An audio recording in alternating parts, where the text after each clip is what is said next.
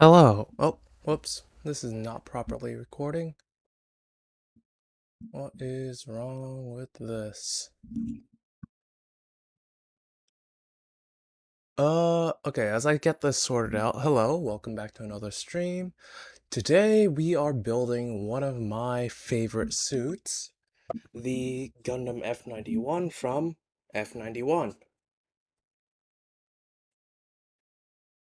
Now, let me see if I can get this, fixed real quick. Okay.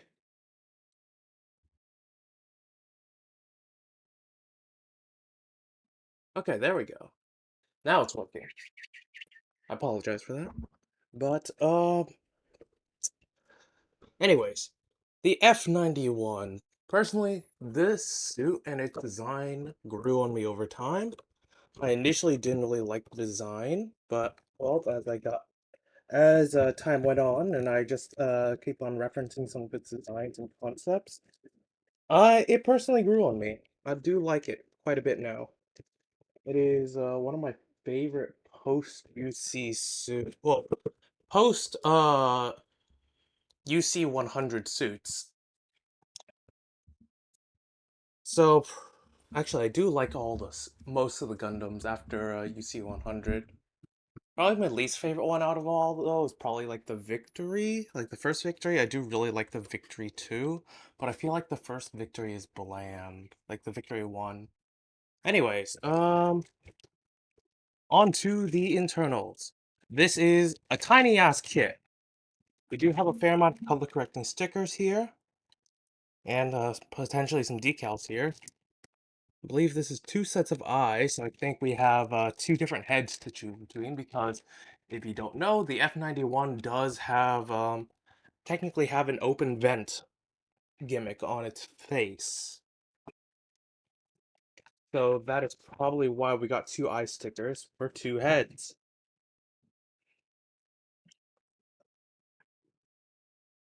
Anyways, aside from that, it seems like this is potentially a short build, which is kind of what I'm looking forward to. This thing is very small. I can probably later on I can probably grab my Victory for a little size comparison because that one's also tiny as hell. But specifically the Victory too. I don't own the Victory.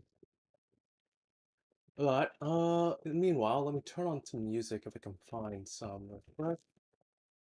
There we go. This will do. Background music as I do a little monologue here about well the Victory. Yeah, well, pretty much all the suits past UC 100. For me, I I'm kind of a fan of the shrinking of the suits. I don't know why, I'll be honest. But personally, I do kind of like how they went about with it. Though, out of all the suits in post UC, I feel I have like it. I think I only have. No, I have a fair amount of ties between what's my favorite. Like, the She Gundam, for example, that's technically post UC 100, but I love that thing. And it is one of the largest suits you can probably find, aside from stuff like, you know, the Psycho Gundam. Penelope is technically larger than the She Gundam, but it's only larger due to like the add-on parts. For me, I do really love myself a She Gundam, and I kind of want to get one now. Though it is more expensive than a good chunk of master grades. That's like the main thing throwing me off about it. Like the main thing preventing me from getting one, I should say. Okay, so the V-fin for this one is unique. It is a double V-fin, but the double V-fin comes for a left and right, which I haven't really seen before for a double V-fin on a suit. I have built several suits with double V-fins, mainly the Victory 2 and my Ale Strike, which I did lose the second V-fin for, but honestly, it doesn't really do much for it. It still looks fine without the double V-fin.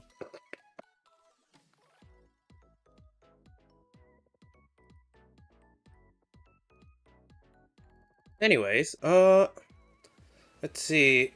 F91 is one of my favorite suits. I just don't... It's probably the Vespers on the back that just sell it to me. I don't know why. Anyways, we are gonna start off with feet first, and then we're gonna build up from there. So, I'm just gonna set everything else aside, potentially sort it off camera. Just for easier building, you know? We, of course, do run polycaps in this, but luckily enough, there doesn't seem to be too many. At least not compared to something like the Jesta or the Turn A. My god, the Turn A had a lot of polycaps. We do have some nice long beam sabers, which I wasn't expecting. Like, the beam sabers, I think, are longer than the Jesta's beam sabers, surprisingly enough. Like, these are some of the longer beam sabers. Like, I don't know why, but it feels like for some of the smaller suits, they get some of the longest beam sabers. Like, I think out of all my beam sabers in, like, my spare parts, the Wing Zero, for some reason, had the longest sabers by far. And that thing's also a smaller suit. But this is almost as long as them, but they're also a lot thicker and seem more robust. They're also, like, what, maybe I want to say 25% longer than the Victory 2's beam saber. But the shield seems a bit smaller, because the Victory 2 shield is completely symmetrical, well, in one plane. This, well, no, it's symmetrical in 2 planes. This is only symmetrical in 1 plane, like here. If you just split this in half, it's only symmetrical there. The Victory 2, you can split it in half both ways, and it would still be symmetrical. But anyways, onto the build itself. We're starting off with feet.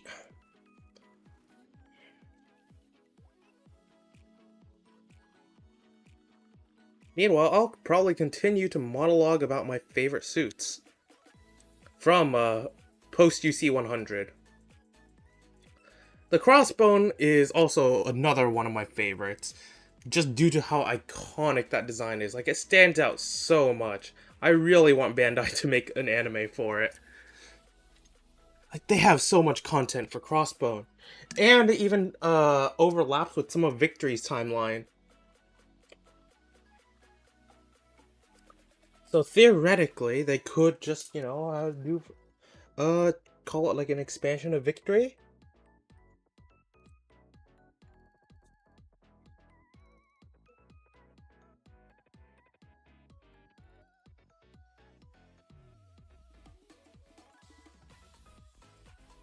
But I think Crossbone took place like 20 years before Victory, if I remember correctly.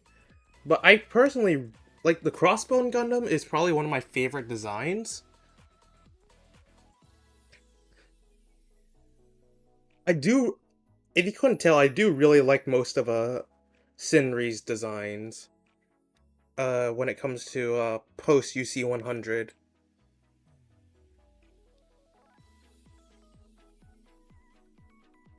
I don't know what it is about them. Perhaps it's a smaller form factor.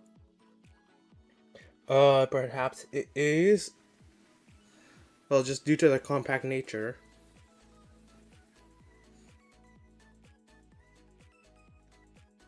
But they're pretty simplistic at the end of the day. To an extent, but they pack so many features within them.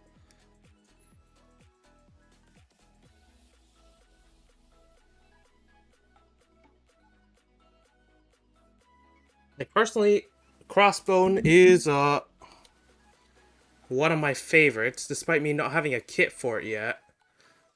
But, rather, I should say, not having a kit built for it.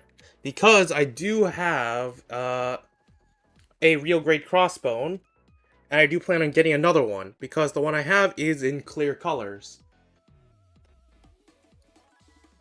So, I plan on getting a normal version to also build on stream, because I do plan on building the clear color one off stream, because that one it seems very fun to build. I would just like another crossbone. Of course, my all-time favorite suit is still gonna be the Tall Geese. Tall Geese speaks to me. But, let's see. The suit specifically for, post, UC 100, my favorite ones would... Oh god, I forgot. There's also the Phantom Gundam, which I also really like. Oh, there's so many. Now that I'm thinking about it. I mean, I don't think there are as many as, the suits I like from, between 1 Year War and, UC 100, but, honestly, for those, probably my favorite designs would be, like, the high... Well, specifically the redesigned High Nu for, real grade. Which, of course, I do plan on building. So that's gonna be fun. I do really love the Sazabi, and the Nightingale has also really grown on me. I don't know what it is about them. I'm probably building a lot slower now due to monologuing as well, but who cares?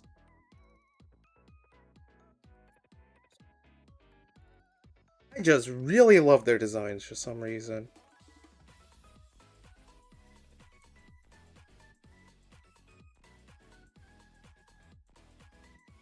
But then, of course, all my likes and dislikes have also been influenced by some video games. For example, I really love the Memphis due to both Battle Operations 2 and Gundam Evo. I don't know why. Probably just because I enjoy their playstyle, but still.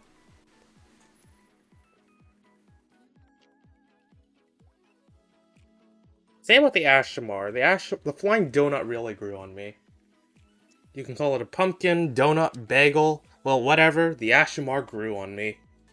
I really like that thing, and I kind of want to get a kit. Because while the Mephis kit wasn't the best, it isn't the worst. At least not from the ones I've built. By far, probably the worst one I've built so far is either the Master Grade God Gundam or the Union Flag. But the Flag is a high grade, but it was made during a terrible time for 00 high grades. And the God Gundam is just old. I mean, there are some old kits that do hold up for the most part. For example, I think the old Master Grade Dom, like that thing is older than the God Gundam, but it is able to still hold up pretty well. Like, it holds up so well that they use a good chunk of its parts for the Dom 2.0. Like, the main thing they updated was just the exterior armor of it and the weapons. But aside from that, the Dom is pretty much the same internally as the old one. Like, they didn't have to change too much of it. Which is why I'm personally really surprised by that.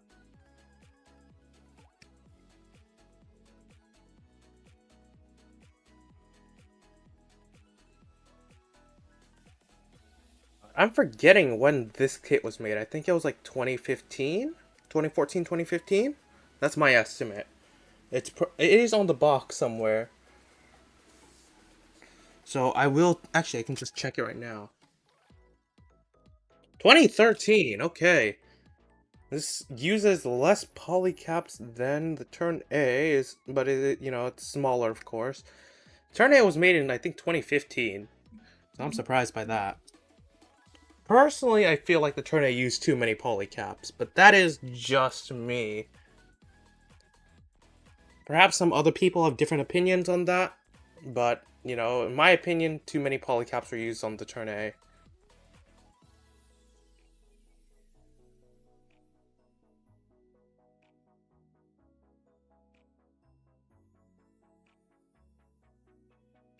Okay, that is a knee joint, I think. Sadly, we only get a single bend, but I don't remember if... Actually, no, we might get a double bend, because this might connect onto another joint. I don't remember if the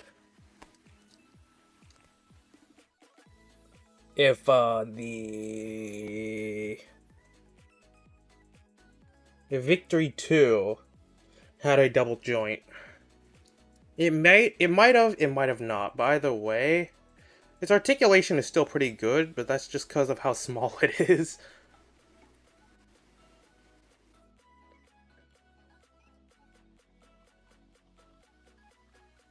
Like, my god, is that thing small.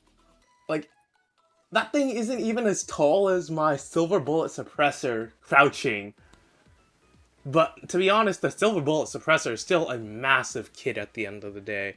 So I don't blame it for being so small.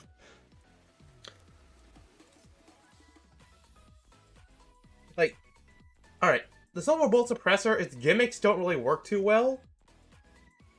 But if you really like the suit like I do, it still holds up as, well, as just a suit to take up shelf space. It is imposing.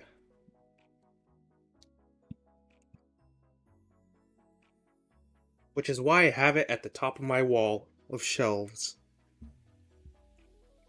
Well, box shelves, I should say. Because it is... I do like how the box is large enough to act as a shelf for it. I very much appreciate that, because otherwise I don't think I'd be able to find the real estate on any of my shelves for it. Because currently my shelves are packed with a ton of other kits. I should probably reorganize them eventually. But for now, I don't think I will. Because I am too lazy for that.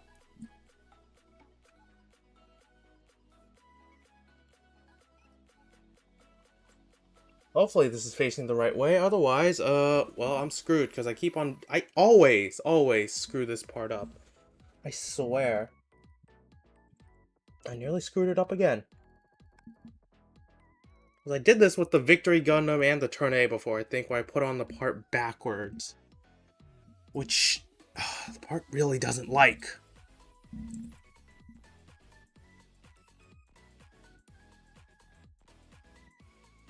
There we go. Okay, the extra armor on here, now cover up the joint. I think this is the thigh right here. Like, it is one tiny thigh, I'll be honest. It does, I think it does limit the mobility? Oh, actually, no, not really. Never mind, I took that back. Mobility, like, the knee bend is, at least at that part, is not too hindered. But my god, is this kit tiny as hell? Like, I can pull up Granddaddy just like how I did with, the Victory 2 later, just to show you guys how small this thing is. Like, the legs alone are so tiny.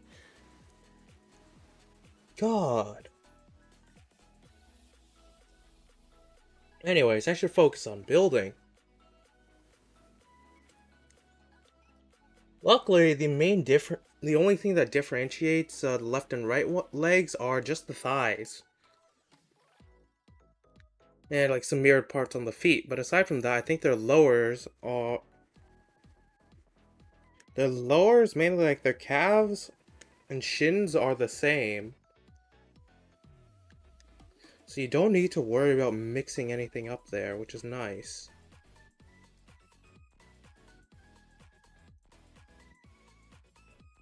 Okay. So you got these two right here.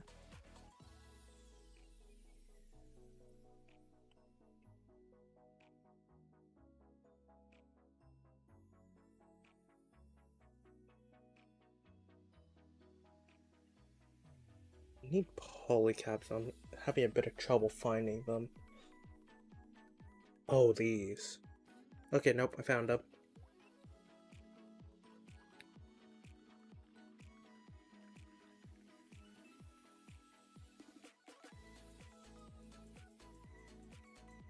Drop one. Okay, these are going to be necessary along with some frame parts. God, I have no idea what the hell some of these parts are used for. But it do be looking cool. Wait, is this... I can't tell if this is for the Vespers or the beam rifle. I think these parts here are for the Vespers. Either way, I love me some good Vespers.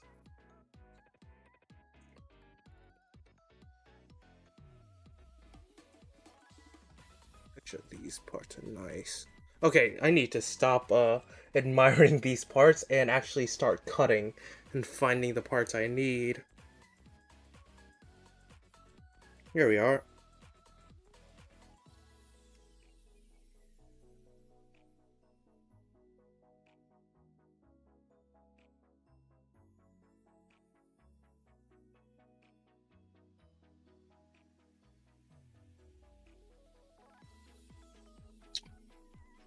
Okay.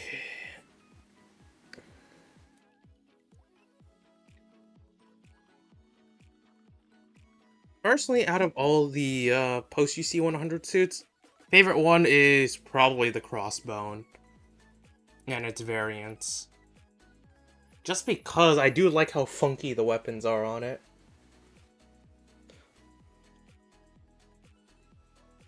Though the F91 is a close second. But then there's also the Phantom Gundam, which I also love, and the Victory 2.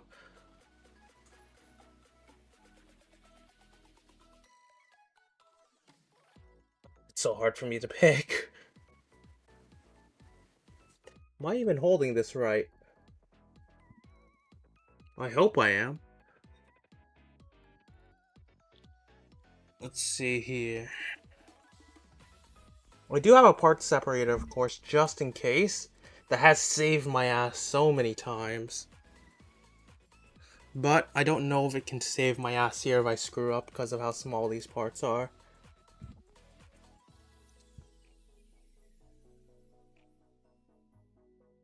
But I have, built this sort of connection so often.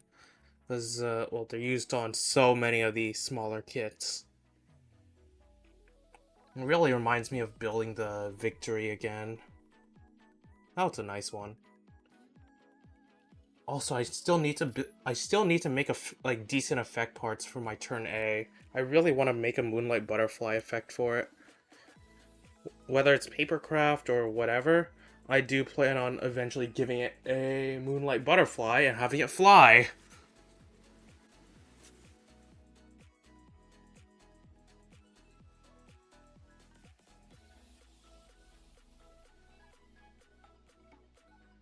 God, I'm probably going so slowly right now. I don't want to screw anything up because I've screwed up so many things before.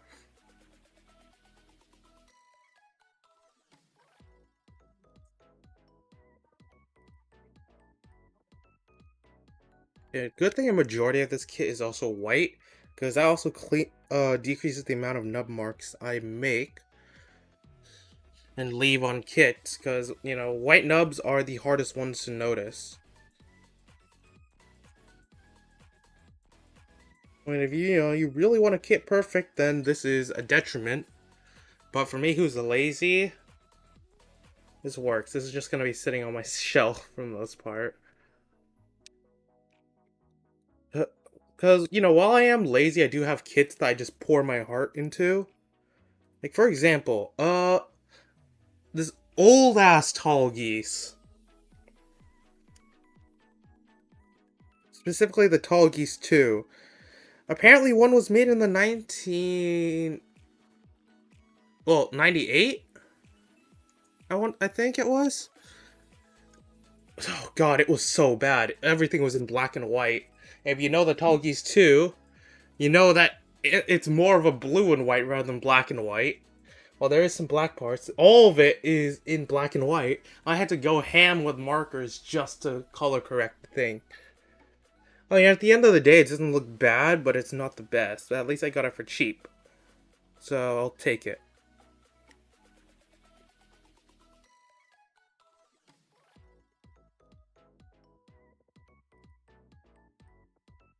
Let's see here.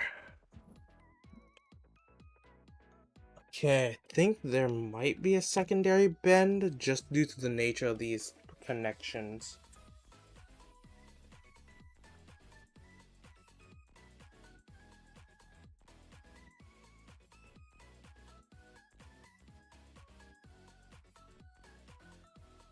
Am I forgetting anything before sandwich?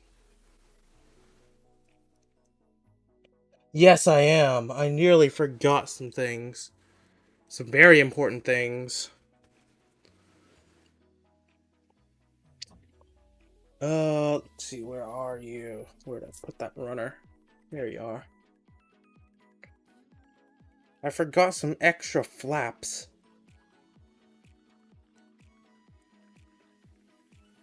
Good thing I double-checked this time.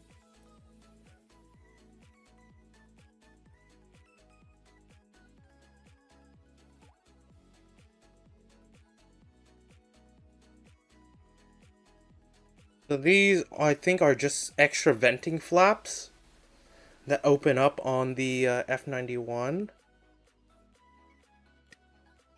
Oh. We have quite a few of these.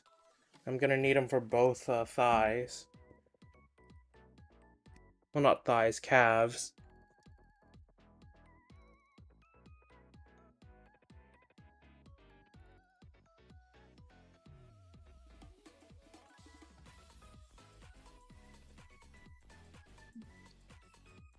Let's see here. I think this one goes in...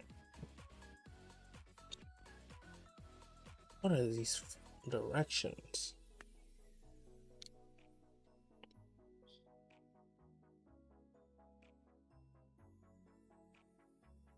This one goes here. Okay, that actually seats in really nicely. This one goes up here.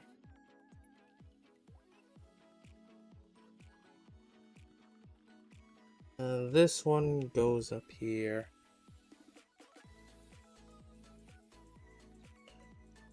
They have this really nice layered plastic effect, which I like. I need to show you guys this once I finish assembly. So this I do really like. Like, there's no parts formation. It's just perfectly layered on plastic that you can then just kind of flip out whenever you want for the venting effect. Like so. Oh, that's nice. I do like how they went through the effort to make it like that.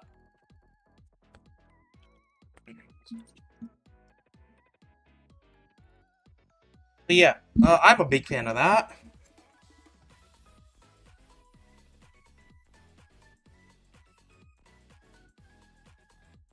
They didn't really take many shortcuts, I guess, even with the size of this kit.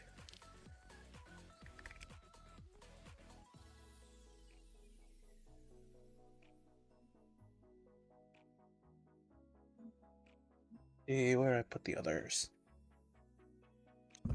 Okay, so this, I've already pre-cut most of it, so should just be one snip for these parts. Just fall off the runner. Okay, that's nice. Let's see. Take this part and work from there.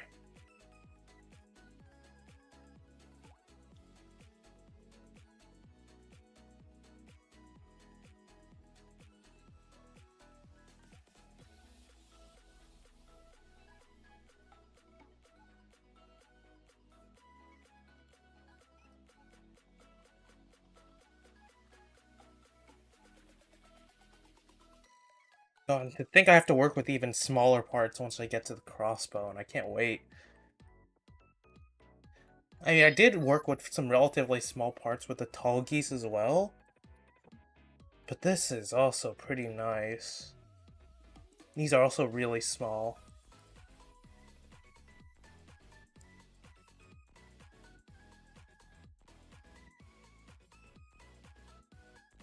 Just like that. Venting complete. Now to add some extra details on here, some more layered parts. Oh, and I also can't wait to panel line this because I also got some new panel liner. I got the flow type panel liner where you just kind of dab the pen and it just flows into all the grooves. That thing is so nice. Alright, I had to order off of Amazon since none of the hobby shops near me have ever had it in stock. They either because they've never ordered any, or it always goes out. Like as soon as they get stock for it, it's sold out.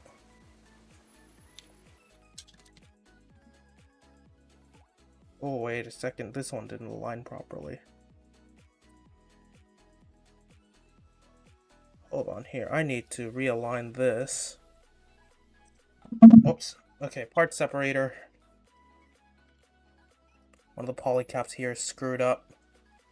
That could really ruin that polycap. I just hope that I can save this.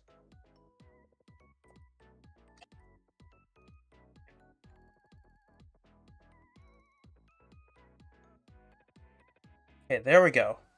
I think I got it realigned properly, held in.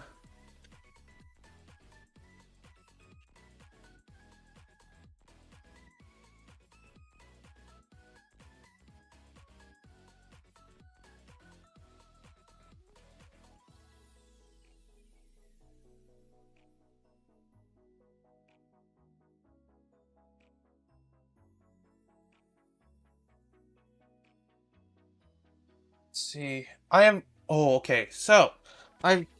Oh God, I'm very tempted to leave right now and go grab another kit because apparently my friend just DM'd me. The hobby shops near me have recently finally gotten their shipment of Calibarns in, and I kind of want one. My God.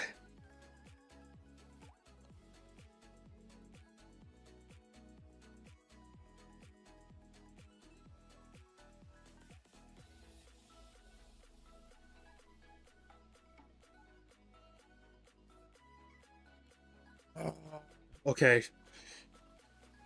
Well, I actually no, I will definitely go after stream now. Holy shit, I really want one. Because, oh God. The Calibarn is apparently being limited to one per person, so they actually have stock for everybody, but knowing the Calibarn, it will probably sell out. Which is quite something. I've heard very good things about the Calibarn, so...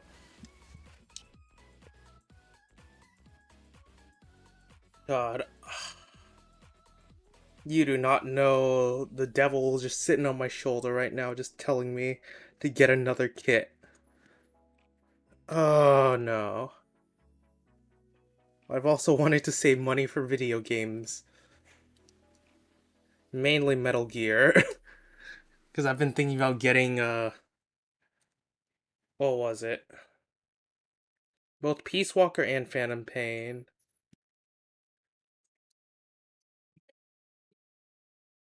But my God, is it so tempting right now to go get a Calibarn. I really want one.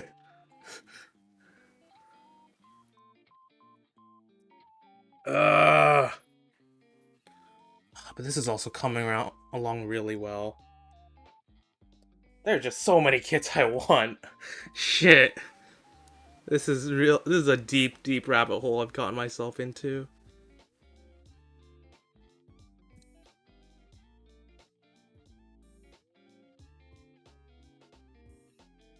Okay, we're missing ankles, but we have the legs, which are also, again, very tiny. Hopefully I don't install these on backwards. Oh no. Oh no, do I get the legs mixed up? Hold up.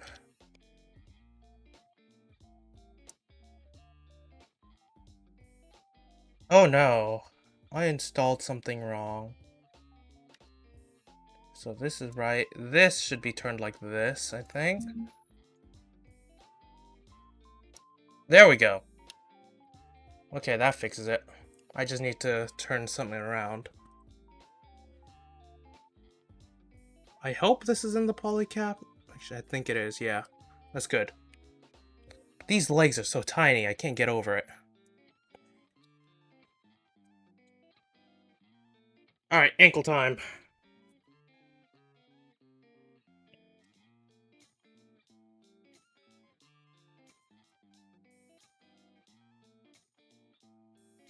The ankle armor is pretty simple. It is on a ball joint. And it is not necessarily directly connected to anything. It's connected to a connector that connects the feet to the legs, if you can understand that. If you cannot, then wait for me to cut this out and I will show you myself.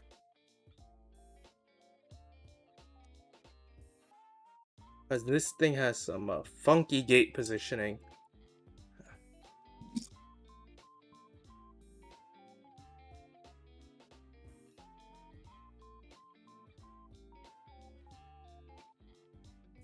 Also, for some reason, I think this is overgated. Like right here, you see this little nub there? It's kind of hard to see, but it's there. That thing is part of the gate. It needs to be cut off. Why? Like, I understand undergating, but what the hell? This is the opposite. Well, anyways, oh, we do have a lot of hands here. Oh, okay, this is nice. I haven't seen this too often in other kits. You have two trigger hands. Two trigger fingers, meaning that you can dual wield weapons. That is so nice. Oh, boy. That means I can dual wield a rifle and bazooka. I can't wait. Whew. Now, which part did I need again?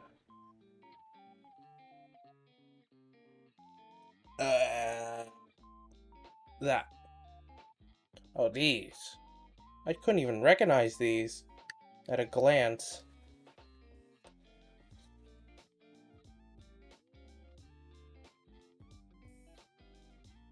Okay, it is nice how this...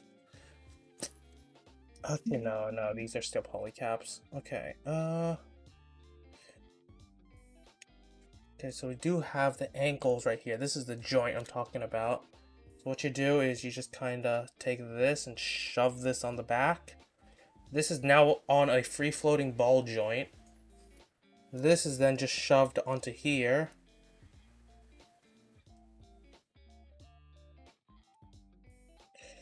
Oh, I've worked with this ankle armor design before. Personally, I don't like it.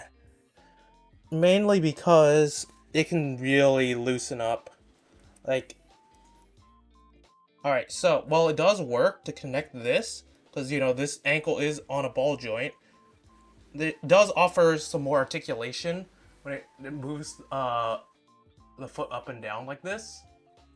Mainly for aerial poses. Or, you know, if you just want that bend. Actually, this thing bends pretty far forward. I'm impressed. Look at that. I am actually impressed by that. Holy shit. I didn't expect that. Anyways, ankle. This can pop out pretty easily if you're not careful. So be careful around there. Otherwise, it can move freely from the foot.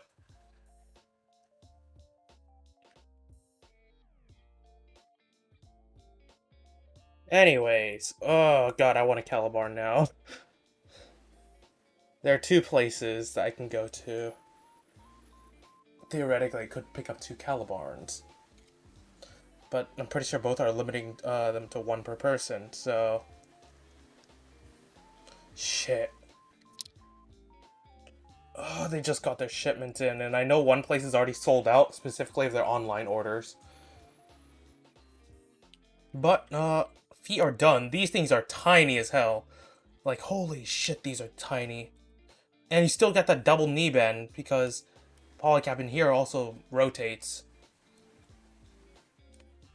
That is still nice. Alright. Hip time.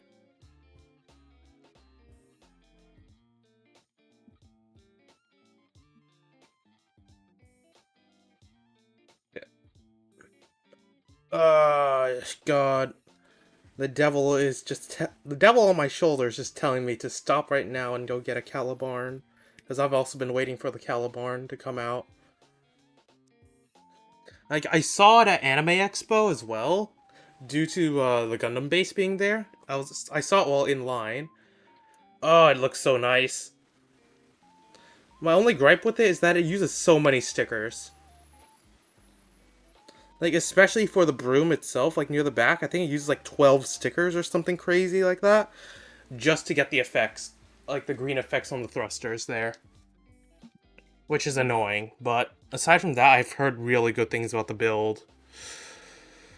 So I am very, very tempted to get a Calibarn. Like, holy shit, you wouldn't believe how tempted I am.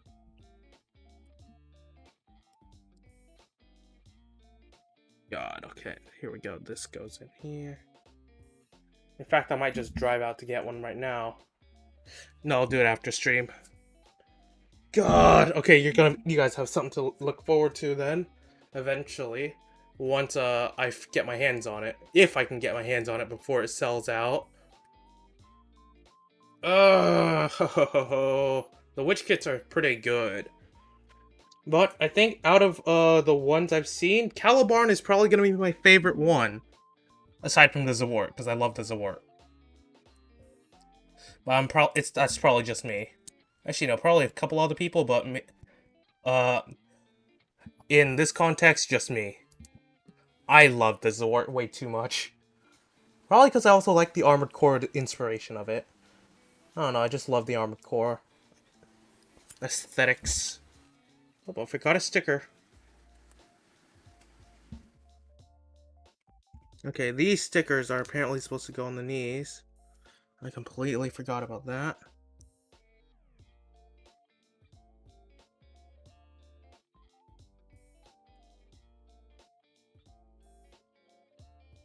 I completely missed that. Don't know how. Okay, actually, this is not bad. These are pretty recessed in, which makes it really nice to to line up. I mean, they can be annoying to just get them to stick, but you know, once they're in, they're in. Like so.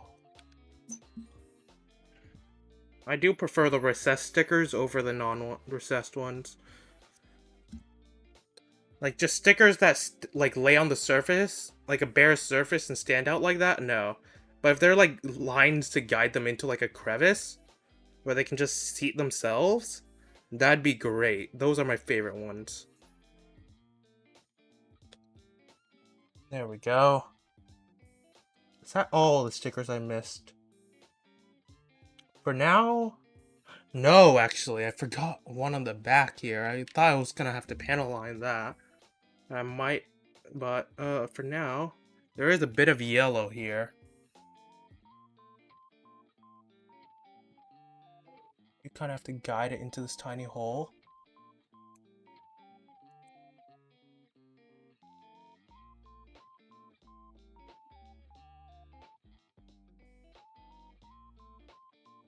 Hey.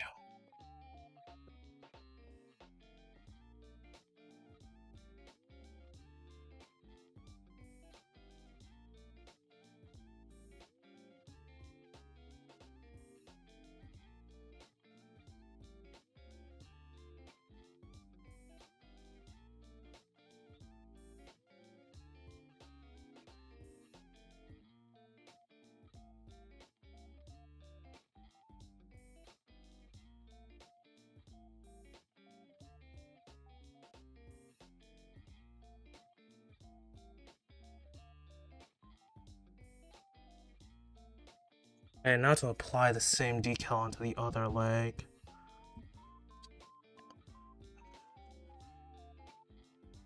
While I do dislike stickers, I understand that they can be a necessary evil sometimes, you know? Especially for, like, some of the cheaper high grades, like this one. Like, if you know the right places, you can find this thing for really cheap. But nonetheless, I still feel like it is a really nice build overall. So far, at least.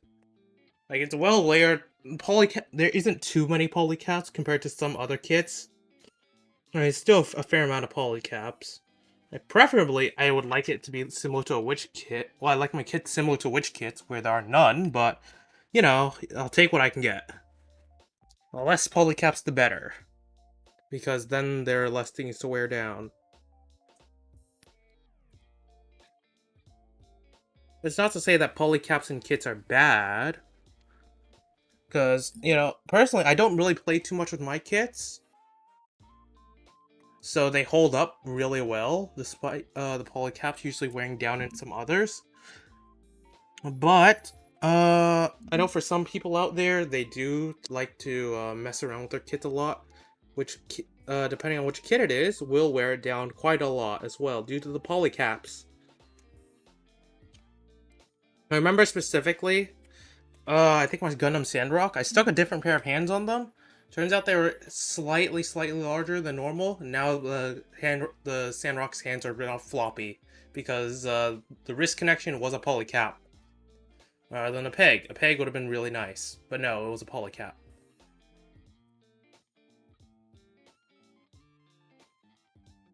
I I just can't get over the layering on this thing. I really like the layering of this kit. Like, it is done really well. I love that.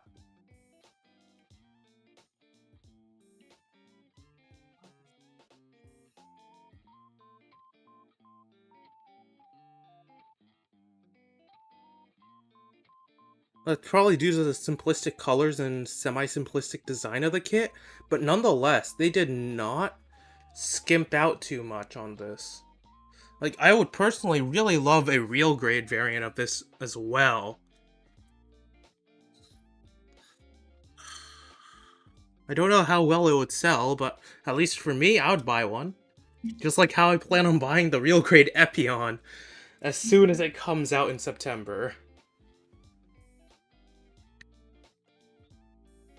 Because that Epion is a beaut. The master grade is alright, but, you know, I've spoken about this on past streams, but I've had many gripes about my master grade Epion. Mainly about some of the joints and armor falling off. Specifically, some of the skirts, limiting its posability a lot. Let's see, what else was there? Shit, I remember there was a fair amount. Mainly the skirts, the wings occasionally. The sword is alright, but the actual connector could use some work. The Epion is a kit that you need to put a lot of effort into. I'll be honest.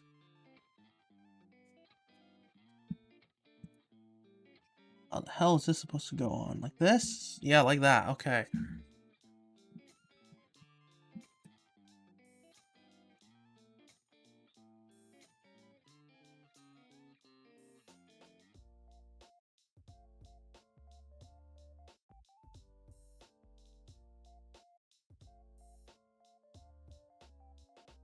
I think with this design, it does allow the legs to tilt from side to side.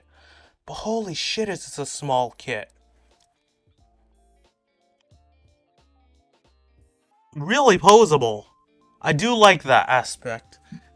Because it's so small, it's pretty easy to balance and pose. But holy shit, it's so tiny. I can't get over it.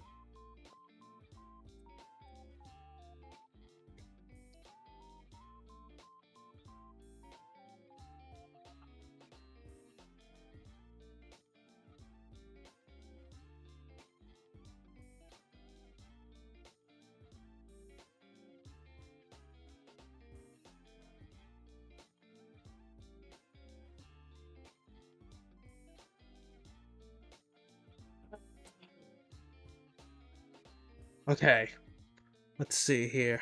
Back to building. I've been just checking my DMs way too much. I really want a Calibarn, if you could not tell.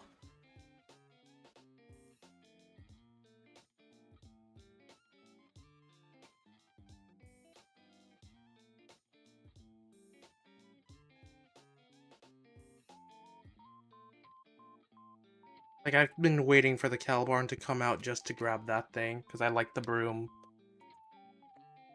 But it's also just taken the good parts about the aerial and the frith, like the Ubrith, but taking it to the extreme, it seems. And I am all for that. Yeah.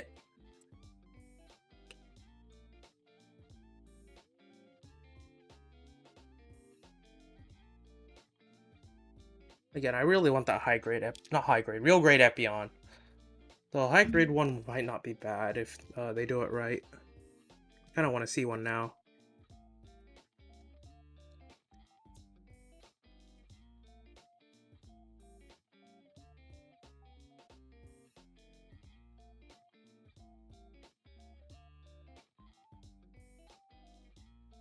Okay, that's positioned really nicely.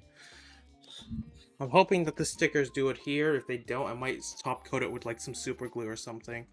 I am also very tempted to go buy some top coat right now.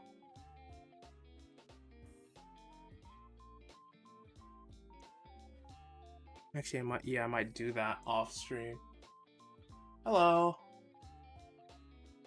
Ah, yeah, you also want a Calibarn? I've just kind of been monologuing to myself. I just kind of missed out on chat. Oh god, that thing looks so nice.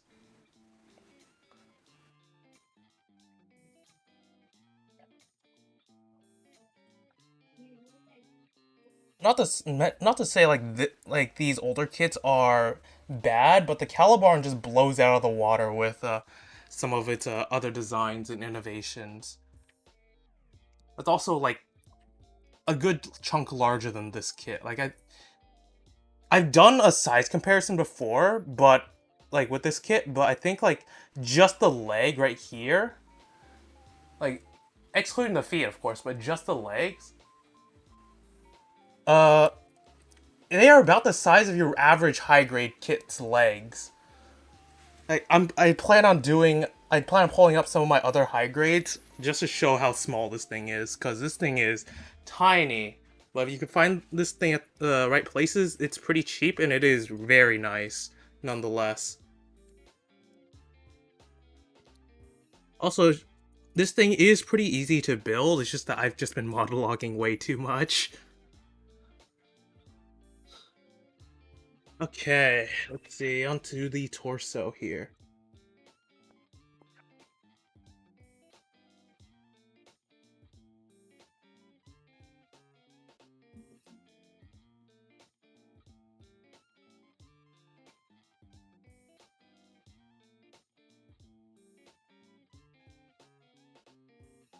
My friend plans on picking up two Calibarns.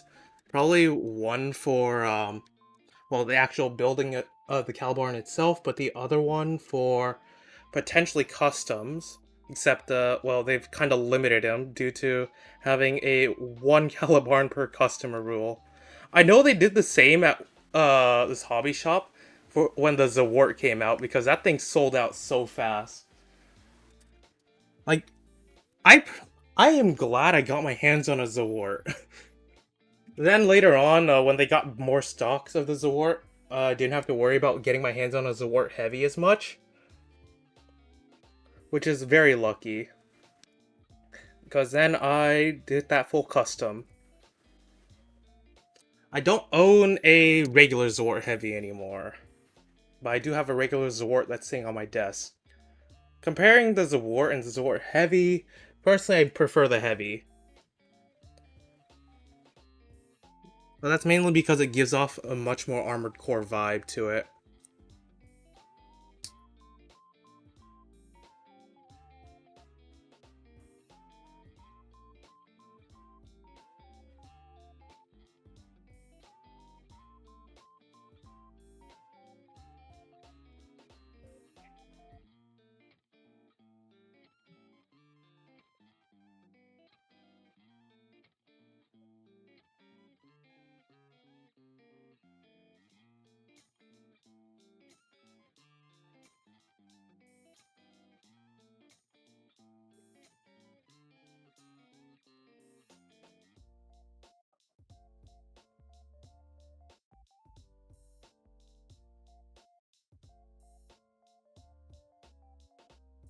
Surprised they're able to fit so many small parts and gimmicks into this tiny kit.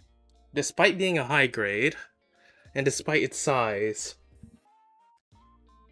Like, that is what I really like about this kit. Like, despite how small it is, both physically and canonically, it's able to fit so many things onto it. Like, I've built so many other kits that pale in comparison to this. Alright, now I think I'm just lost, because I forgot which part goes where.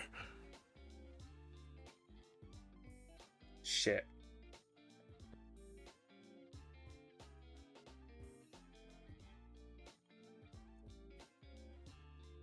Let's see.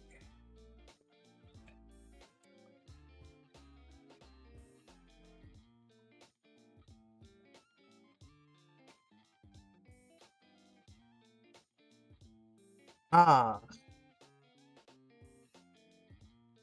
Okay, there we go. That just took a bit of time to figure out.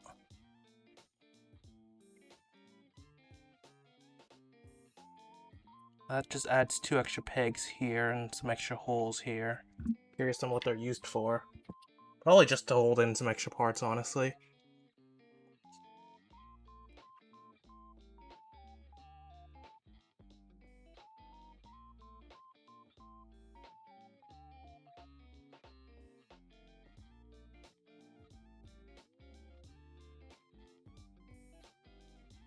Every time I decide to do build streams, I always lose track of time.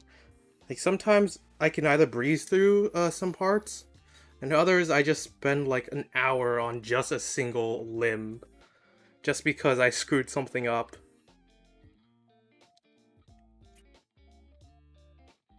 Like, I'm pretty sure that's why some of my older streams are so long, if you just count up all the time. With that, I think I used to also, decal kit, like, apply decals onto kits, as well on stream, which is, really boring. Specifically for the real grades. I mean, they're nice. That was what, but, they're hard to pick up on camera.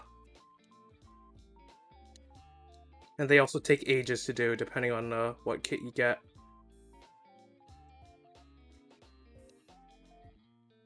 So I usually just do that off stream, with my own discretion. Like, I think, for example, I think the Master Grade Barbados, I don't think I applied any extra decals to it. I mainly only panel lined it, but I think I prefer it that way. Like, it has a much more simplistic look, but it still works really well. Let's see.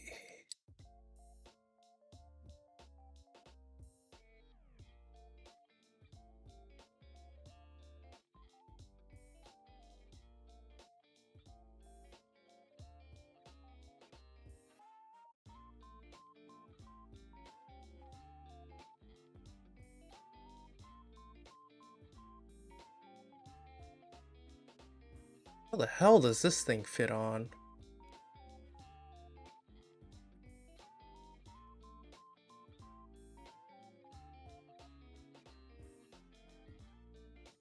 Huh?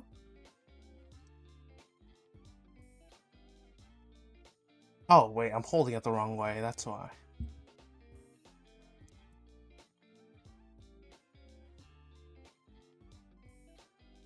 Okay, so this, I don't think has a proper backpack. Instead, the back is just a part of the kit itself. Like, it's just a part of the torso. If I can find where this is supposed to line up. I think here? Yeah. So it's similar to the Victory 2 in that regard. Where, actually, I don't remember now. Does the Victory 2 have a proper backpack? I'm forgetting entirely.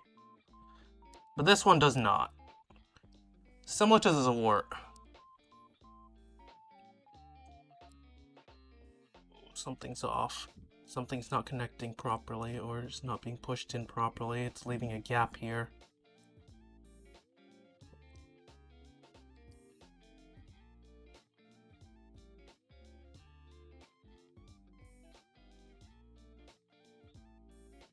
I do hope this doesn't become a problem later. Actually, I might just separate this right here. Oh, I've been very tempted to use some magnets here and there. I know some kits, specifically some of the perfect grades, have those gimmicks built in. Like, I think the perfect grade Unleash RX-78-2 has magnets in its forearms to attach the shield on, which is very nice.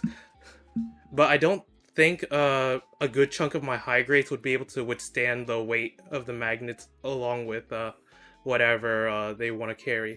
Perhaps some master grades might be able to, but that is very dependent on the master grade, and you're going to need to find some really small magnets. It's also dependent on the actual part you're trying to attach. Like, of course, shield would be the easiest to attach, but of course, there are also some arm-mounted weapons that could also benefit from magnets. However, they also have frames in them that you also have to consider. So you will probably have... If I were to apply magnets, I would probably just get like 2 of one kit. Build the first one like normal just to see how it works normally. And modify the second one with the magnets. Okay, I'm hoping that this crack is going to be covered up. If not, we might have some issues down the line. I don't know what is causing this right here. Oh, wait. Okay, got it. Never mind, I just need to pull the torso up. Apparently, there's a little slot that some parts need to go into.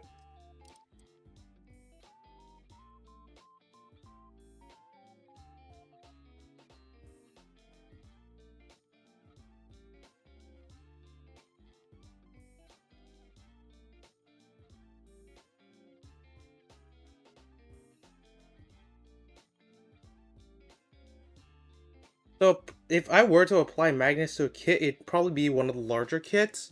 Actually, out of all the high grades, potentially the ones that would work the best would be the She Gundam or the Penelope. Penelope specifically to attach the extra bits of armor onto it more securely. But it may or may not work too well just due to how heavy that thing is. Already. Because I know it already weighs down to Penelope quite a bit.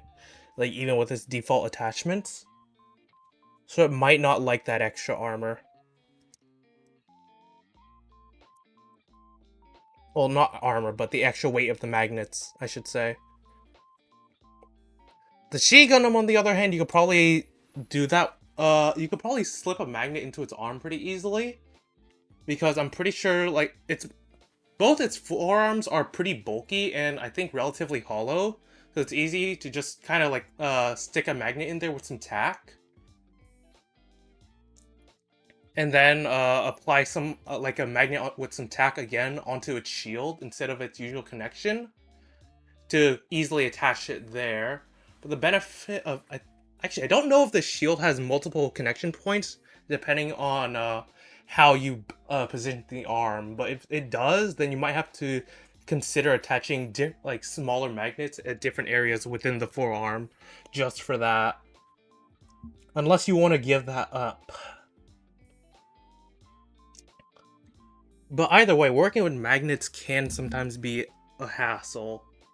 But it can definitely make things a lot easier in some cases when it comes to like attaching accessories. But if you just plan on leaving it on a shelf, I personally just leave out magnets and just stick with the default connections. If you plan on playing it with it a lot, then magnets might be worth the investment. Especially if the joints decide to wear down. Like if you manage to like disassemble a good chunk of the kit, made much easier with a part separator, then you can probably replace the joints with magnets. Of course, know that you're probably gonna be permanently maiming the kit just to fit in the magnets. So always be wary of that. Make sure you know what you're doing, unless you, well, want to get a new kit. How the hell is this supposed to fit on?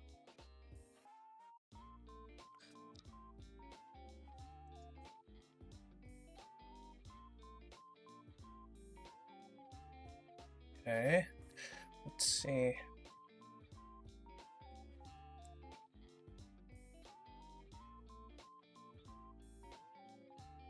I think I have this on backwards.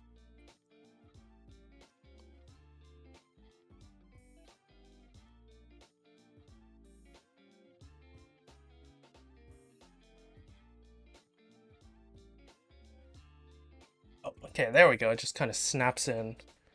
There's a little piece here that needs to slip underneath this white. Like a little tab. And once it gets in, it's able to just kind of stay in securely. I don't think there are any stickers on the main body. Yeah, these are supposed to swing out. This...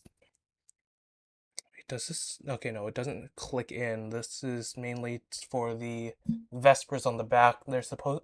This connection right here is supposed to swing forward to allow the Vespers to swing underneath the arms to quickly wield them.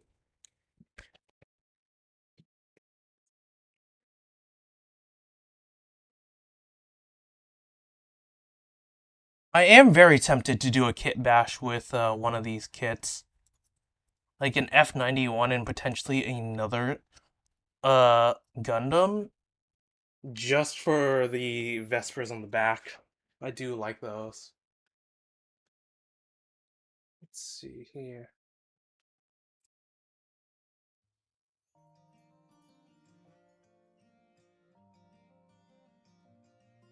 Okay, so that is it for the torso. Probably gonna work on the arms now, which I can probably get both done at the same time.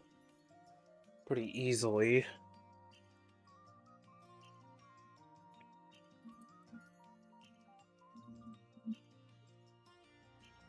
There are some stickers here, but for the most part they seem pretty recessed. Or they are also, they also have like, grooves to guide them. Which is much better than just slapping stickers on bare flat plastic. But personally, I'm tempted to just kind of use some markers on them instead of stickers, depending on how intricate they are. But I am willing to test out the stickers first.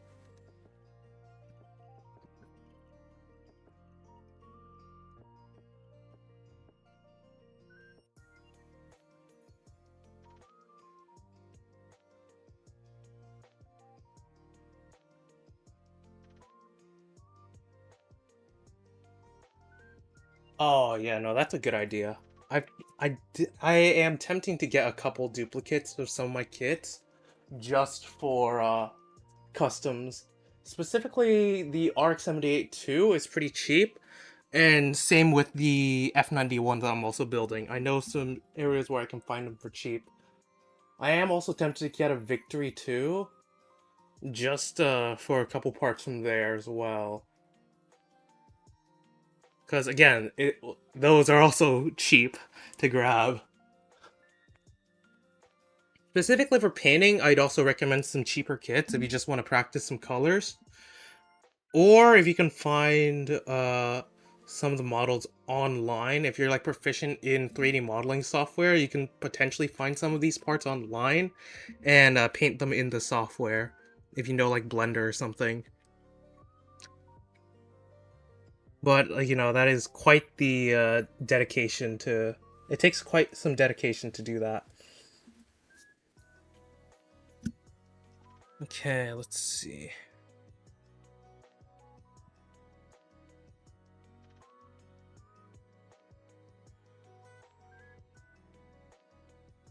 For any Universal Sentry kit, I would recommend, if you already have it, then I would recommend Battle Operations 2 just to help map out colors to see how things are like. But that only works with Universal Sentry kits. With any other timeline kits, then you would have to, well, probably experiment yourself to see what they're like.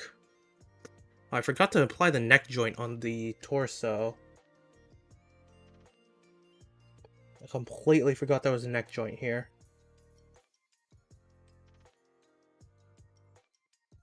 Actually, this might be used later. I'll cut it out now and I'll leave it underneath the feet just to remind myself. Well, anyways, that's all the polycaps in here. That's like half as many polycaps as something like the Turn A.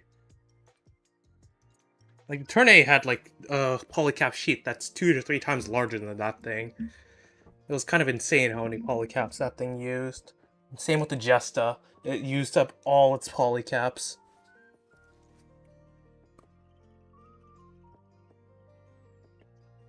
Okay, so we've got 2 polycaps here. One to attach the arm to the shoulders and one to attach the shoulders to the torso.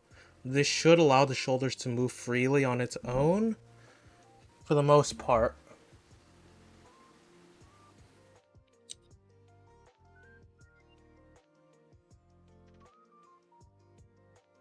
The annoying thing about polycaps is honestly just getting them to fit right whenever you sandwich parts together, because sometimes they can get caught and maimed when squishing parts together, which is what I find annoying. But onto stickers. We got a couple stickers for the shoulders. Mainly for the F91 designation. Oh. Yeah, I really wish I had a good pair of tweezers for this, so I lost my old ones.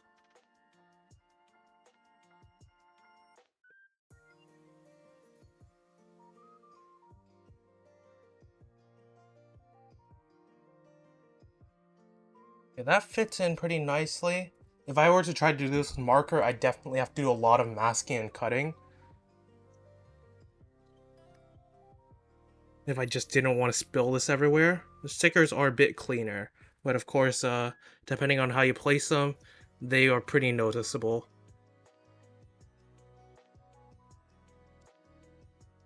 Luckily, there are a ton of grooves on this kit, just so that the stickers are slightly more recessed into the plastic, which I like. Just to hide the edges a lot more. Okay. There we go. Now to do the same over here for the 91.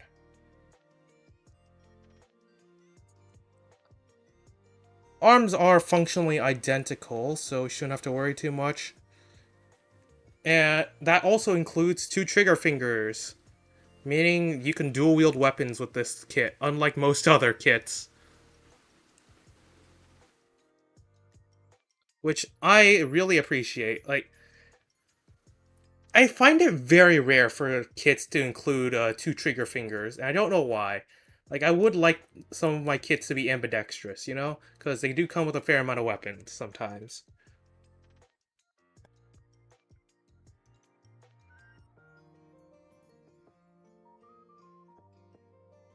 Like, just having the option of using the rifle in the left or right hand is already really nice. But this also comes with the beam bazooka, along with the twin Vespers on its back. Then it also has the Vulcans on its chest and more Vulcans in its head. Okay, so this sticker right here is a bit annoying, but like mainly to line up, but luckily you can slide this around pretty easily until it gets into the groove, then it just kind of sticks in, which is nice. And once it's in the grooves, then it just stays in the grooves. That's a 9 down, now just to get that 1. Then of course we do have a lot more stickers for the head and the twin Vespers themselves.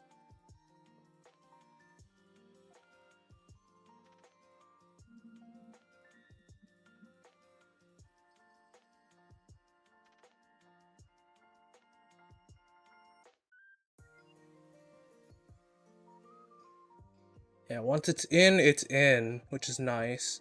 Don't need to worry about that slipping out anytime soon or flaking off, which is honestly the largest worry I have. Especially with some of the... If you know a kit is like very, very old, like produced a while, not like a reprint, but like like the actual kit itself is physically old, then sometimes the stickers just don't work.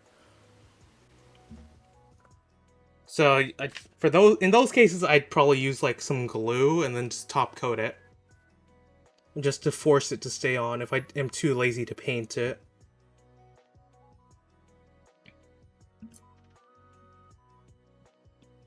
Okay, so let's see. Specifically for the shoulders, we do have a bit of a parts formation, I think. I don't think it's like a true transformation on the shoulders, but theoretically you could swap out the yeah, you can swap out the shoulders to have them become more flared out. But that is for later. For now, I think I'm just gonna use the part they recommend, which is this folded up piece where the shoulder vents are. So, once I cut this out, I can show the two side by side. This is difficult to cut though, because there's a ton of weird corners that need to stay on the vents in order to, well, actually work as vents. But then they also kind of clash with some of the gates. So right here, this is kind of the folded up form, what it looks like inside. It's kind of, you can't really tell what it is, but if you look at it once it's in the shoulder, you'll notice that it is supposed to be this right here, this piece right here, which is kind of folded outwards and fanned out like so.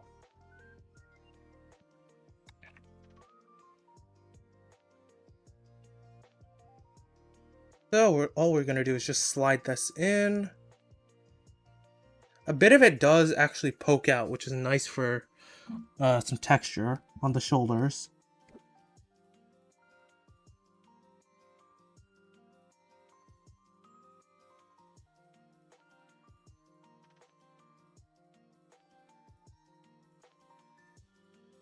You can kind of see it on the underside, but then it also reveals this little tab right here, which is meant for, I'm pretty sure, just to allow you to pop it out more easily to swap parts. So you will probably need a storage bin or something similar just to store the extra pieces for this kit. But I think that's the main parts formation. Aside from that, most of this kit should be pretty simple to store, because I'm pretty sure everything else, aside from perhaps the beam sabers, can be stored on the kit itself. You're probably also going to need a bin for that.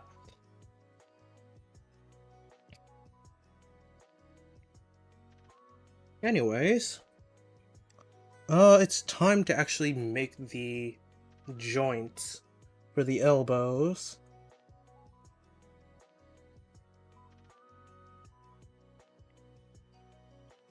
If I can find which parts I need.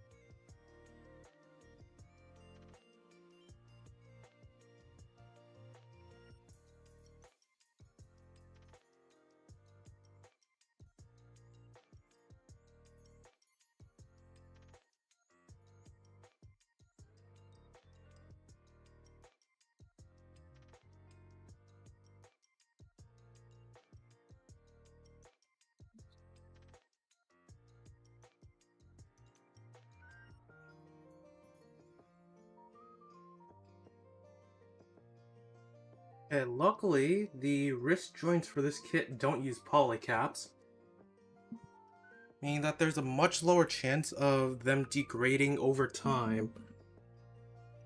I've had that happen quite often with some of my other kits that do use polycaps for the wrists. Like sometimes the wrists are very floppy, and I've had to reinforce them with some cheap glue, just to add some extra bulk to the ball joint itself.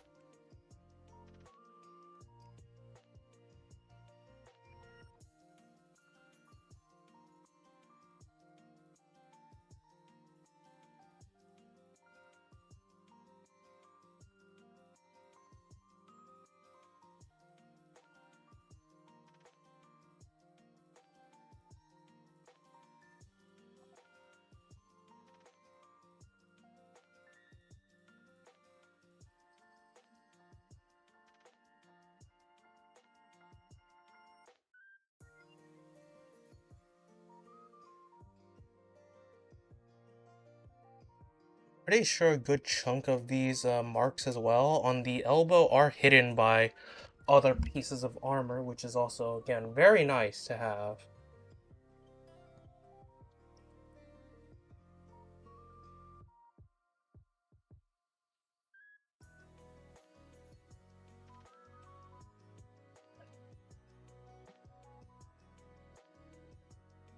Almost done with this thing, surprisingly enough. It is pretty simple. You just need, after you throw together the arms, it's just the head, the rear, and then just the weapons, because, well, the backpack's already right there, and there's no backpack for this. Overall, it's a pretty simple build. I'm surprised. But I probably shouldn't be, to be honest. Which parts are these? Oh, wait a second. Okay, we do have... I think we do have some asymmetrical forearms for the F91. Compared to the F90, I think the F9... Not the F90. The Victory 2. The Victory 2 did not have asymmetrical forearms. But I think the F91 does, just to fit in one shield generator. Whereas the Victory 2 has two of them, one on each arm, and they're built into the elbows.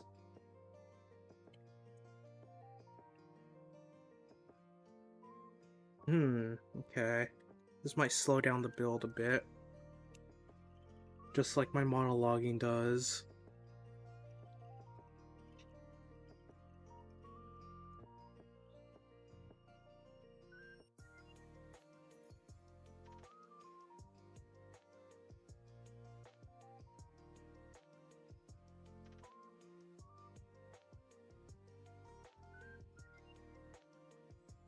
Oh, okay. I see it now.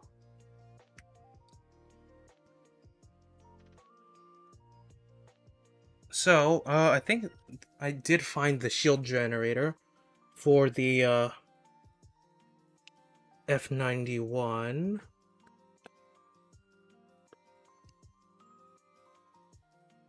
I believe it is attached. There is a slight parts formation in order to deploy, but aside from that, it is a pretty nice and simple thing.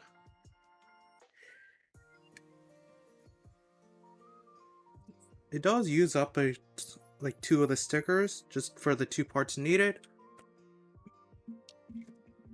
Aside from that, it should be pretty simple. So this, I believe, is just shoved on like so. And this is slid on over here. And this should allow it to just... Unless there's an extra part I need. I think there might be. There is. Okay. Hold up.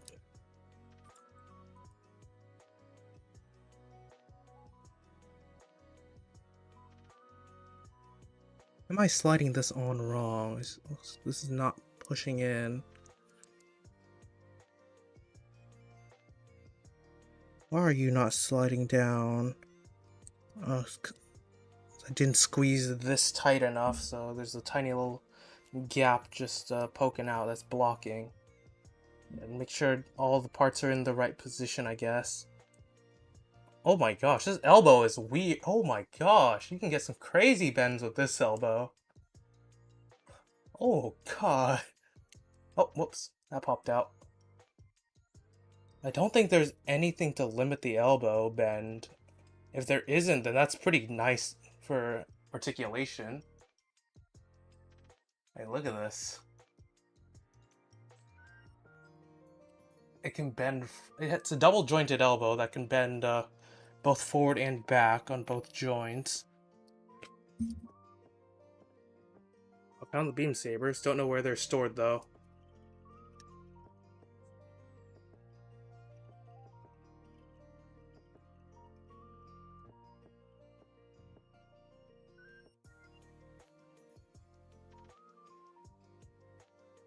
I can probably cut out everything right now.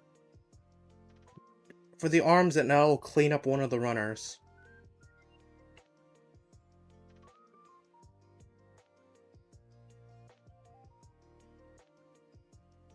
We do have backs for all the hands, so that's nice.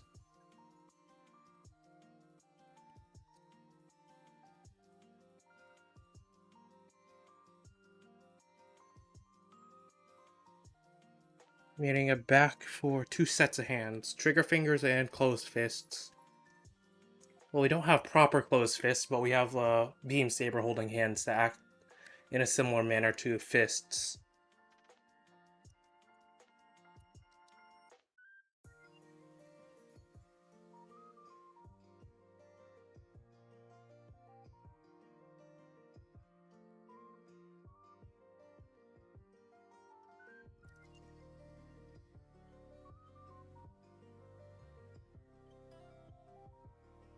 Speaking of which, I have no idea where these beam sabers are supposed to be stored, if they are even stored in the first place.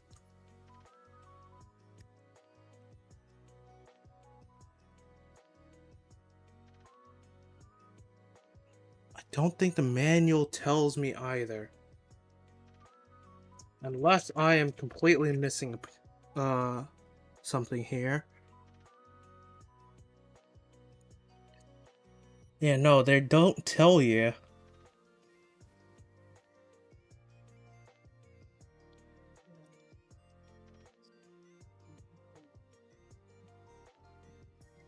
So I guess these are just extra beam sabers if you just happen to need more beam sabers.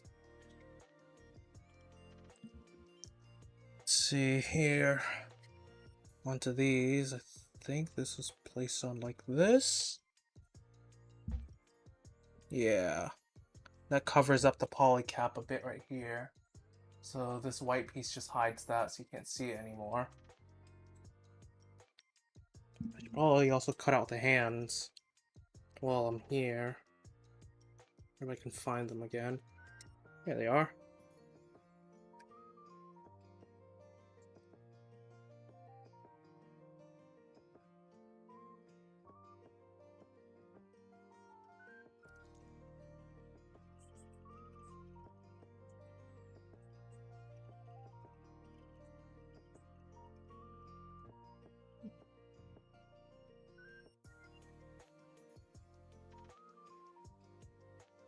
It was the left trigger finger.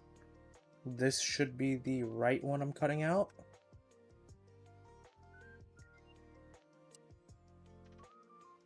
Yeah, right trigger finger there. And then we have both left and right holding hands.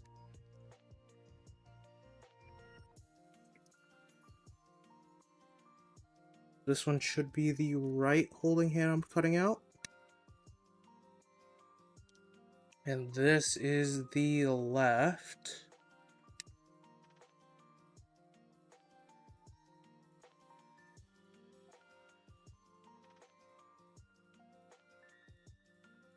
So the backs are put on pretty easily. You just kind of do that, and there you go. There is a gap here for holding. This is specifically the trigger finger one. Let's see, for the proper beam saber hands. Let's see if a beam saber fits firstly. Okay, so unique thing about the beam saber, it is like normally, depending on how its orientation, it can fall out pretty easily. But there are some flat sides to this that try to make it slightly larger to fit the hands better, so they don't fall out as well. Okay, they don't fall out as easily, but they still, are pretty loose. There we go. Nonetheless, I would prefer better hands for beam saber holding hands. But I don't really plan on using the beam sabers too much, since I plan on dual wielding both rifle and bazooka. Anyways, time to do the same on well, the left. For now, I am gonna actually use the fists of the beam saber holding hands to attach onto the hands for now. God, this thing is so small. Let's see if I can remember how to assemble this, because if I remember correctly, assembly for this one is slightly different. I think it only goes up to here. This should attach onto here somehow. Think like so. No. Wrong peg. Like so. There we go. Let's see, we do apply some stickers here. Got 2 triangular ones that do just kind of rest on an elevated surface.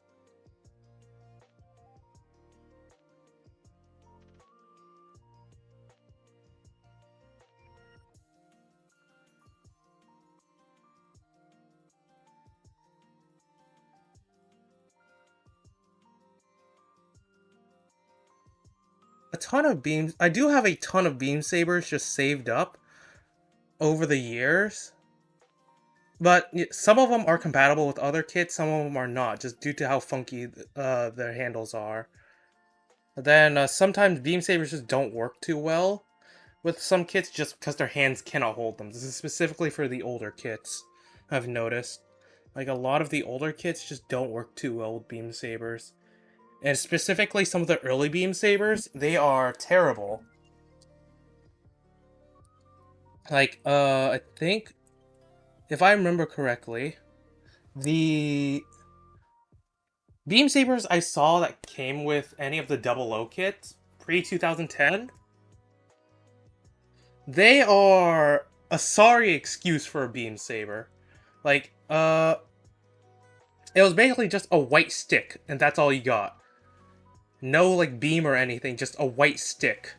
And that barely held in the hand. Like, you had to angle it just so it wouldn't fall out. If the thing was basically just only held in via gravity, but it can slip all the way through the hand if you did not angle it properly. So it was not good. Like, it was a sorry excuse for Beam Saber. That is probably what influences, well, why I don't like running most Beam Sabers. Well, I do also like the iconic rifles of some of these suits.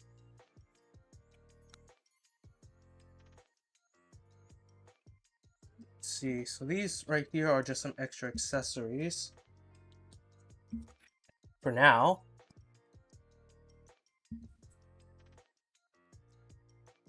There's actually a pretty decent amount of articulation. I'm surprised how far this shoulder can bend. Before it popped out, at least. Hey, look at this. Arms can move all the way up here, down here. Shoulder can move somewhat separately from the arm, as long as you know where to grip it. You got full 360 rotation there. Though I don't think it's going to get that once you attach the Vespers onto the back. But this is, again, such a tiny, tiny kit. Alright, finally onto the head, where a good chunk of the stickers are used. But then we still have, like, these massive ones for the actual Vespers themselves. Does it have us build 2 heads? Actually, it does, yeah.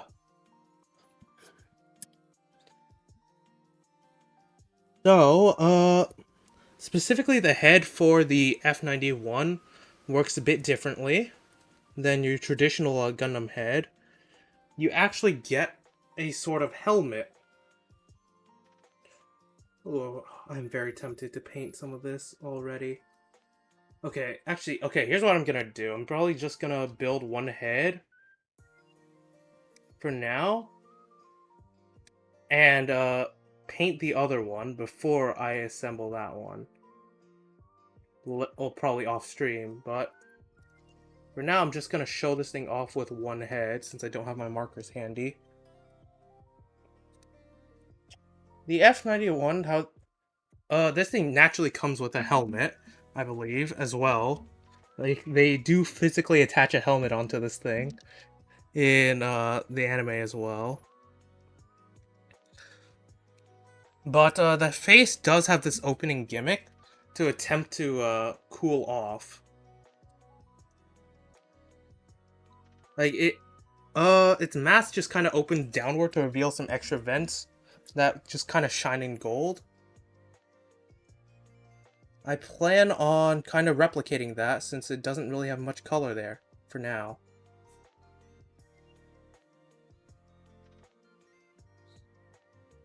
So this right here acts as a helmet for both faces. Like a physical helmet. Now we need to attach some stickers onto here.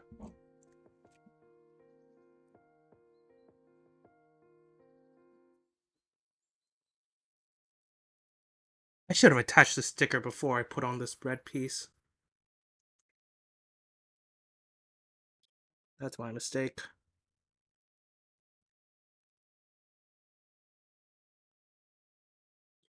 I'm gonna have to use a part separator just to slowly inch in this sticker.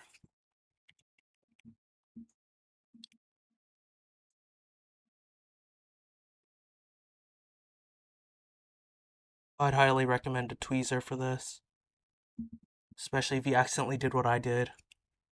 Actually, I could probably slip in the parts. No, it's too thick. Right here. If this was slightly thinner, then it would fit. Theoretically, I could separate this again, but it's already in enough.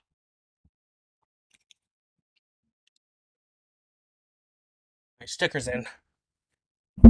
Got this light teal blue sticker behind this red piece right here. As for the back of the head, we do have a rear camera that we need to apply a sticker onto.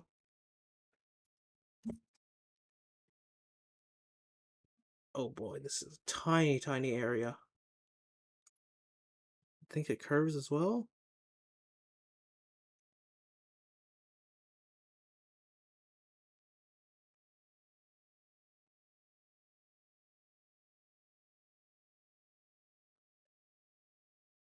I am so glad I bought this part separator. Like it was, I think, a six USD investment, but it was honestly worth it. This thing has saved me so often.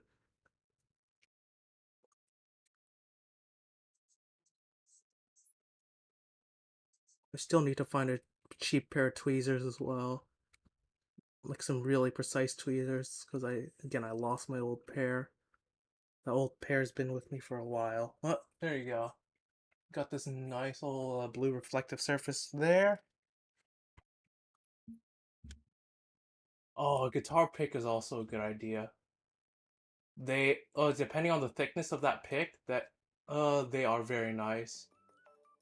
But I find sometimes they can be a bit fragile. Which is the main reason why I do like this part separator. Like, it does have a fairly thin edge to fit through most parts, along with being sturdy enough to not snap on me. Because I have had guitar picks snap on me myself, personally.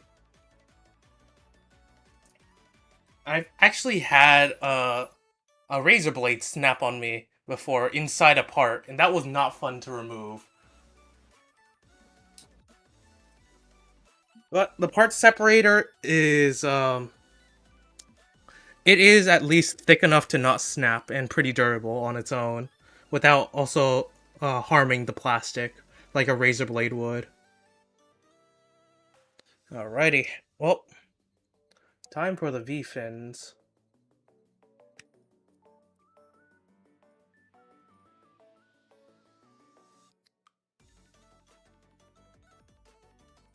The V-fins are pretty simple, you know, you just kind of throw it onto the helmet.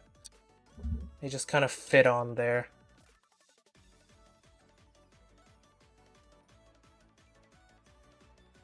I think there are some safety nubs on here, but I don't think I'm gonna cut them off. Because, well, I've lost many V-fins to trying to cut off safety nubs before.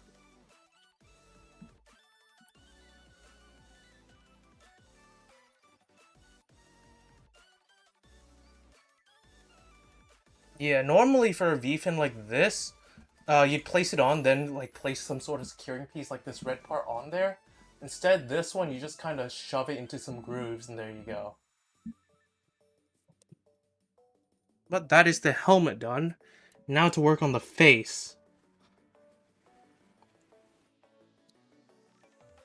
Let's see, where did I put? Here they are.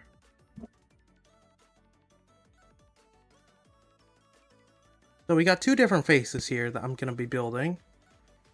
The first one is the face I'm actually going to be using, which I may have accidentally damaged, but should be fine, since I think it's going to be covered up. Nah, it's not damaged. I don't think there's too much of a difference between these two parts, if any. Like, the difference is only noticeable once you've colored in a bit of the face and get like really close to it.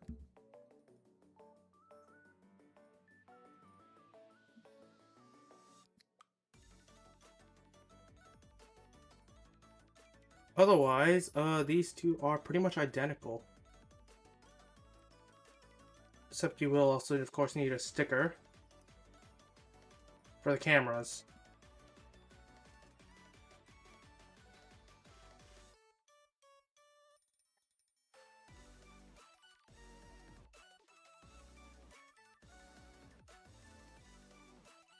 This is very difficult to see. I'll probably show the camera once I finish assembling this, because it shouldn't be too hard.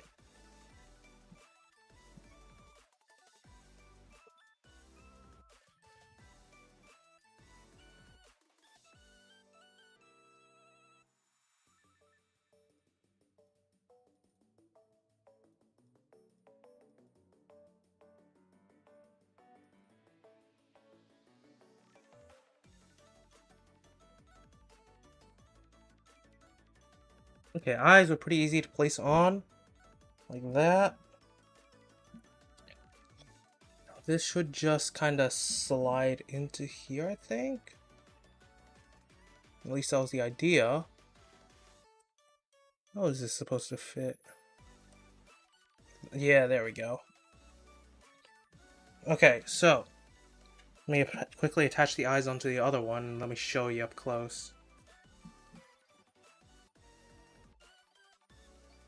I will, of course, be panel lining all this later, probably off stream, just to have a lot more details pop here and there.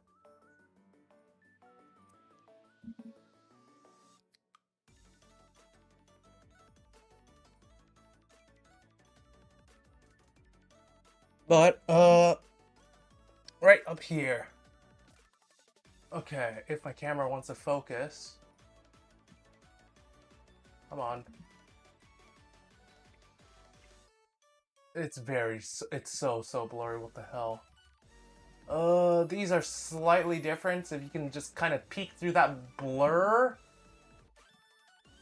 Because my camera doesn't want to focus. So what happens is, right here, this one I think has a defined nose for some reason. But this kind of just drops down and reveals some vents over on this face. Either way, it's very difficult to see on camera. And honestly, it's kind of difficult to see on the kit itself. Oh, I almost forgot. This. But I plan on making this much more visible once I finish customizing it. But how you want to do this is you want to attach that on, then this helmet just kind of slides on. And there you go, you have a head.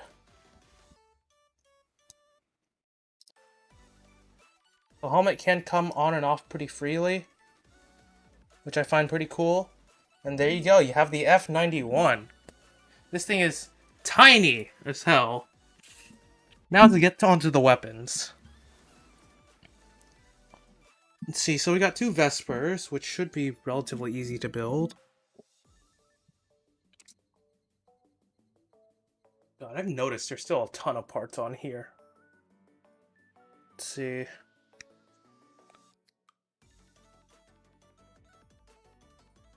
This part here is, I believe, the storage rack for the bazooka and the rifle.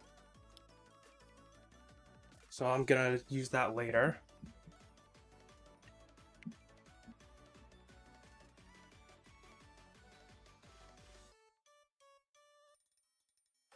Let's see, we got two handles here for the Vespers, along with some connecting ball joints just for them.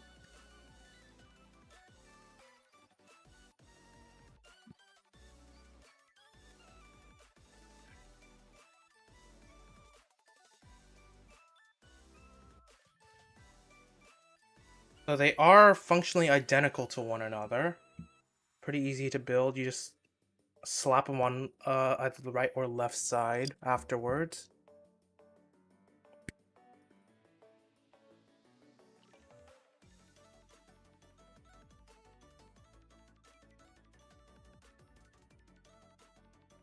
There is actually quite a bit of detail molded onto these as well, which I find really nice, especially for a kit that was made in like 2013. It was like a decade ago, now that I think about it. Holy shit. How has a decade already passed since this kit was made?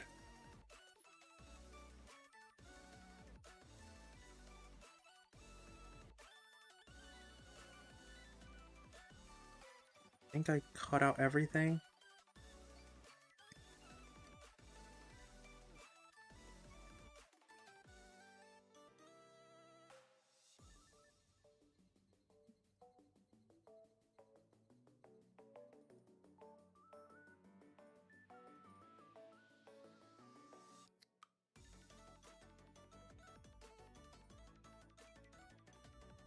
Yeah, I do need to separate these two just so I don't get parts mixed up between them, despite them being identical.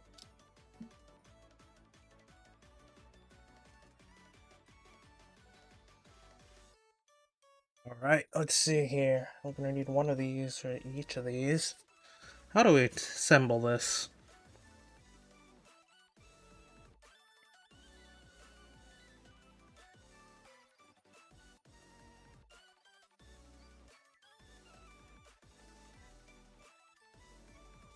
Okay, so this should just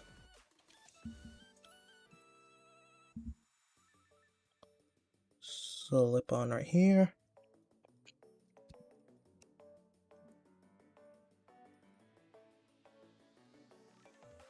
Is this facing the right way? Yes, it is. You gotta make sure you got the right facing, otherwise, well, that's not good.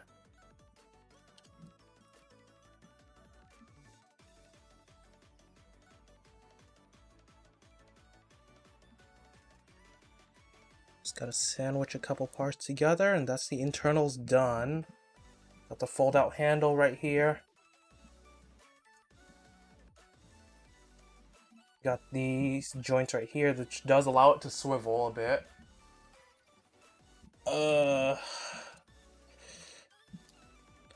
Let's see.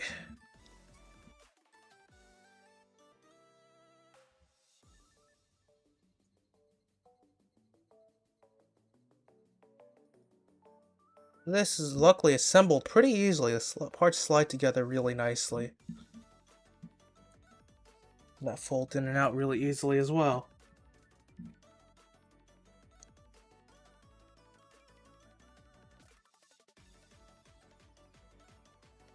Okay, well, time to actually make that. Time to actually make a housing for this. Just like attach on extra parts to cover up a bit of the internals.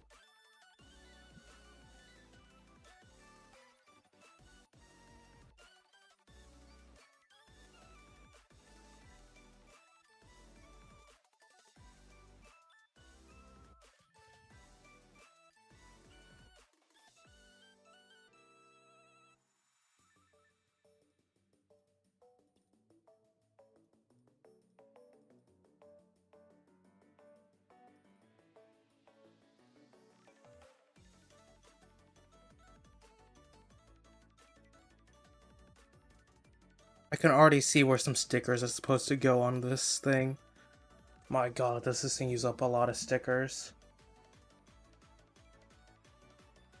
I also can see where a ton of color correction needs to go on the beam bazooka, which I do plan on just doing with some dark markers off stream. If I can find some Gundam Gray, then that'd be great.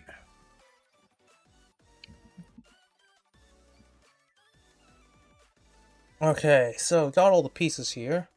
Now just assemble them.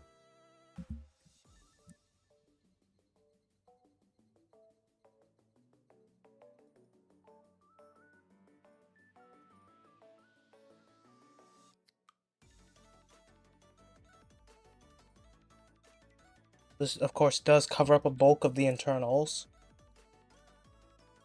But it does tastefully leave some of it out to see. It does poke through, which I do like. I just love seeing the internals and schematics of things.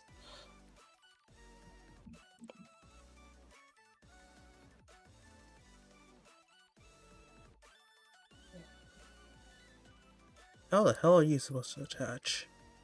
Like this? No. Oh wait, I'm holding that upside down, no wonder. There we go. So this does attach onto a rail. So it is supposed to slide back and forth, I believe.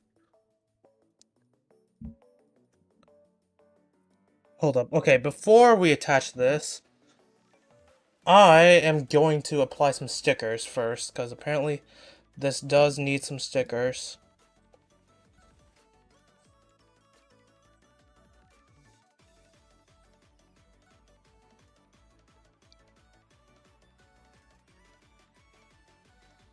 Which one are you?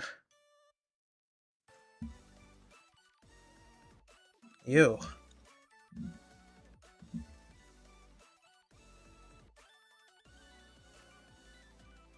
The hell is this?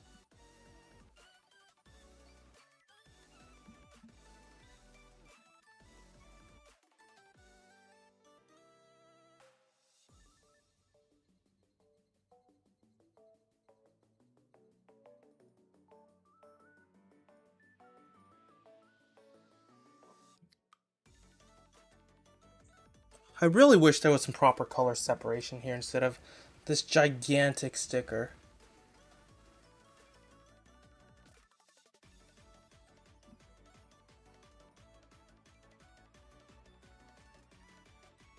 Because I don't think a sticker suits this thing too well. Oh, I need to reapply this. Hopefully none of it rips.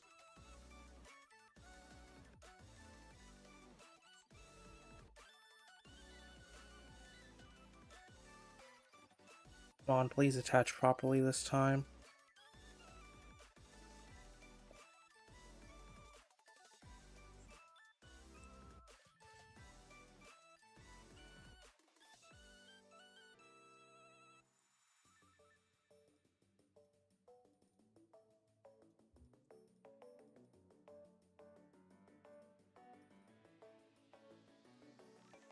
Yeah, I really don't like the stickers on this thing, if you couldn't tell.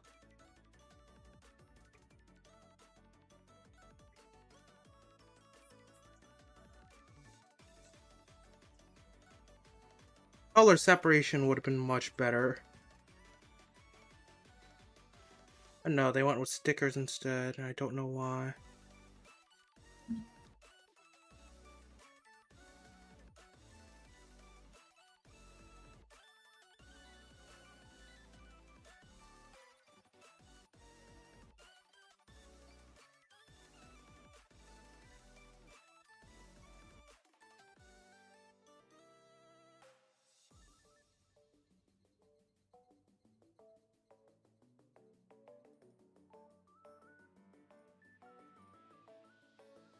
Okay, so, these stickers are supposed to wrap around on one another.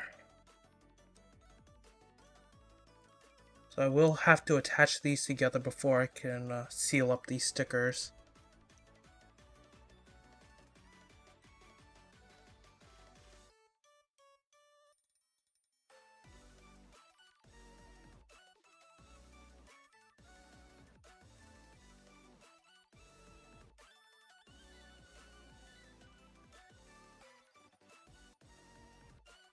And there we go. Got a color accurate Vesper. It does pop out to reveal the handle.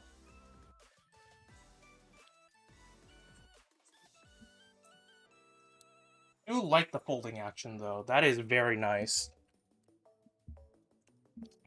Now to do the same thing on the other one. Okay.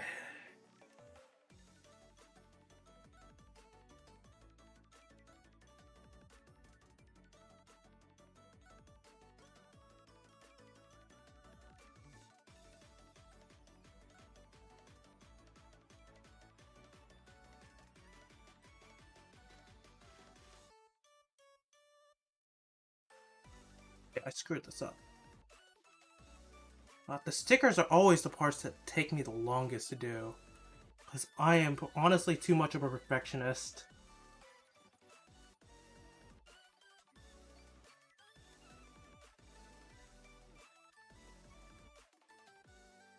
On every kit I do, it's always the stickers that eat up so much of my time.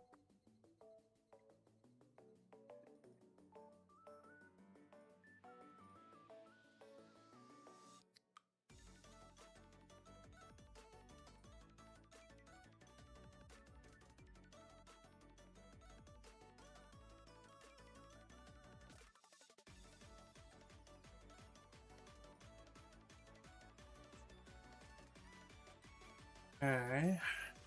There we go, that's one down. Now for the other.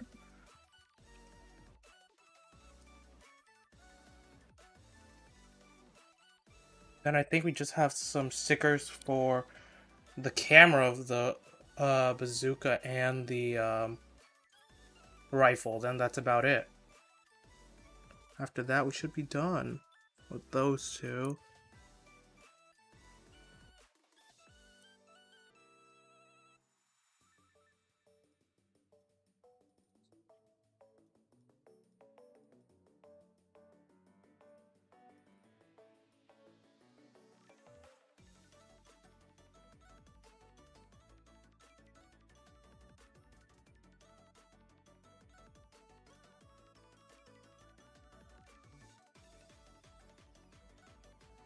I am screwing up so many parts of this.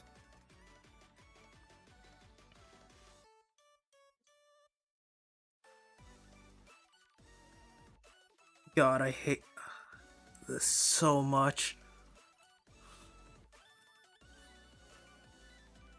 I don't think this, like, the amount of stickers was as bad as, like, the silver bullet suppressor. But the stickers are in such an obnoxious position because they wrap around so much. I mean, once it's over with, it's over with. But still. I hate how they use the stickers on this kit.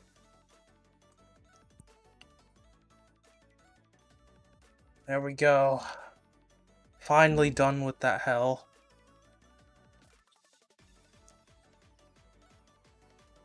Color separation would have been very nice here. But I guess I'll hope for that in the real grade instead, if it ever comes out.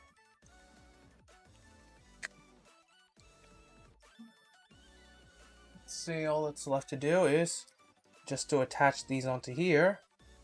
And you're done. That is the main weapons of this kit, the Vespers. So these do rotate side to side like so. But what they're supposed to do, right? You raise the arms of this. They can swing out from underneath. Then if you grip them right, you pull. Handle comes out. And use trigger fingers to grab. That is what I do like about these Vespers. They are just... Oh, whoops. That just kind of flew right off. That's not supposed to happen. Pull forward, and there you go. Got two weapons right then and there. Oh, shit. Okay, well, this is a bit fragile, it seems. So I'm not going to mess around with that too much yet. I'll probably do that a lot in my off time, and then fix it quite often in my off time. I might glue these parts together just so that they stop popping off, because I think I'm pulling them too hard.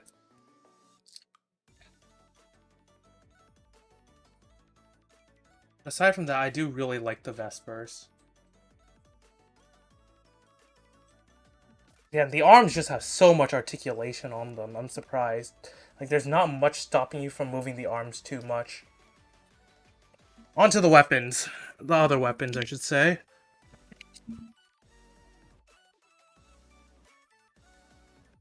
See, so we got the bazooka and the beam rifle.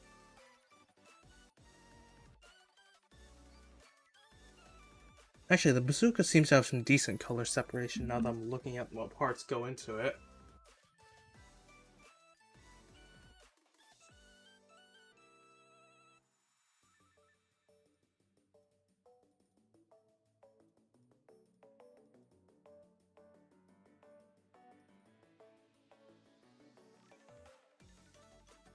The beam rifle itself, I think this handle is supposed to be able to swivel side to side, but it does not. It's just molded into the frame of the gun. Let's see, as for the bazooka. First I'll throw together the rifle, because the rifle is really easy to do. It's literally just 3 parts sandwiched together. But it's not. It's better than some other rifles just because there's color separation on this thing. There's more than what I can say about some other rifles.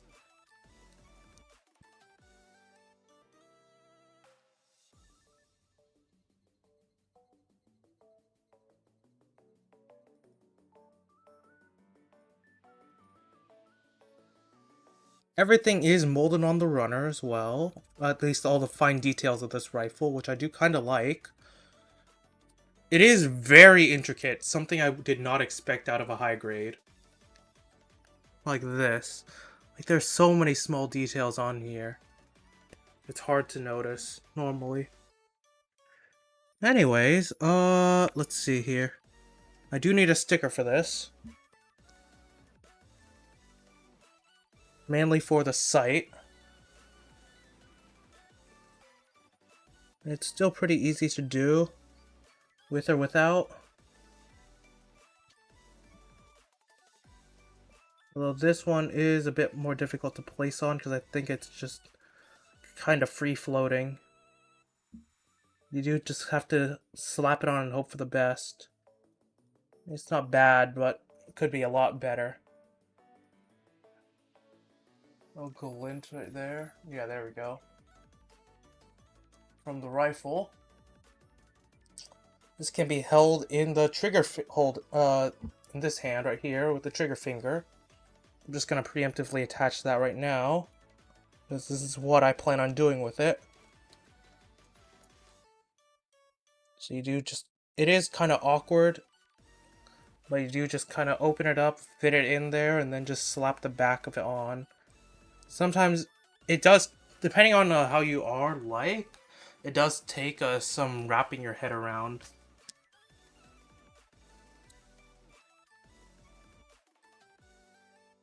Let's see, onto the bazooka.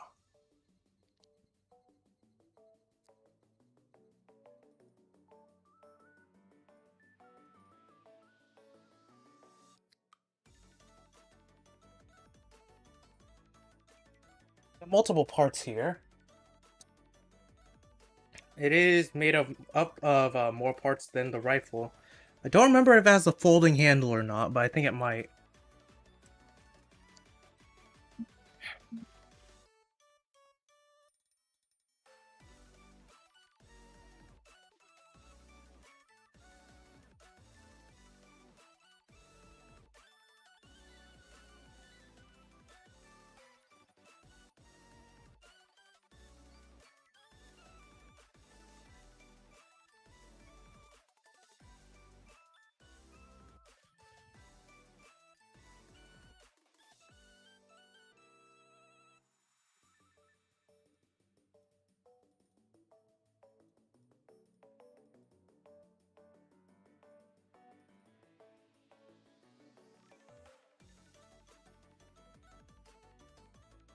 Yeah, the handle does seem to actually move.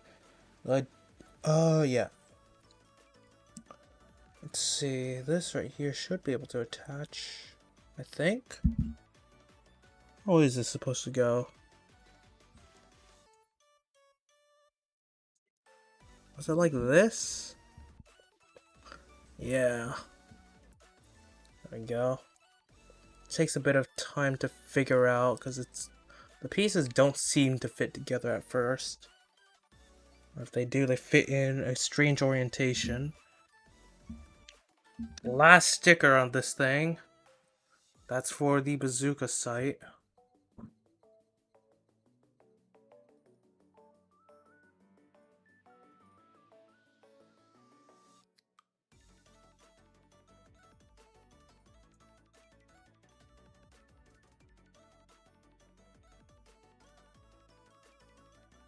Okay, there we go. There's a little sight on the bazooka. Kind of see the glint there.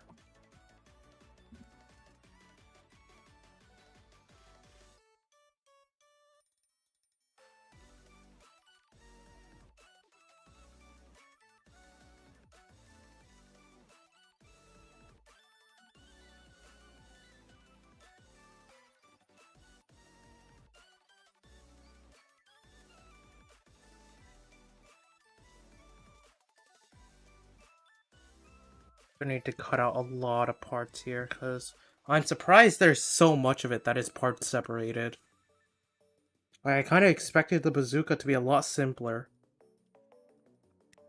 Because usually when it comes to a bazooka, it's like, what?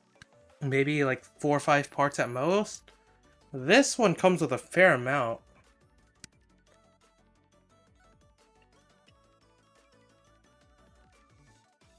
I remember I built a while ago a Zaku 2 bazooka. That thing came in, I want to say, like a couple parts here and there. But this, oh boy, this comes in a ton of detailed parts. There's so much to panel line on here to bring out even more detail. How do you attach? Like that? I think so.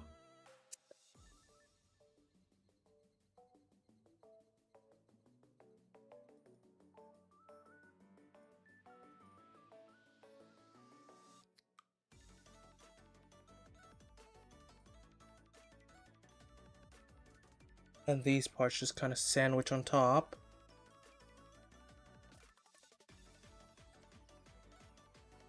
Come on. Please fit. There you go. There you got it. A beam bazooka.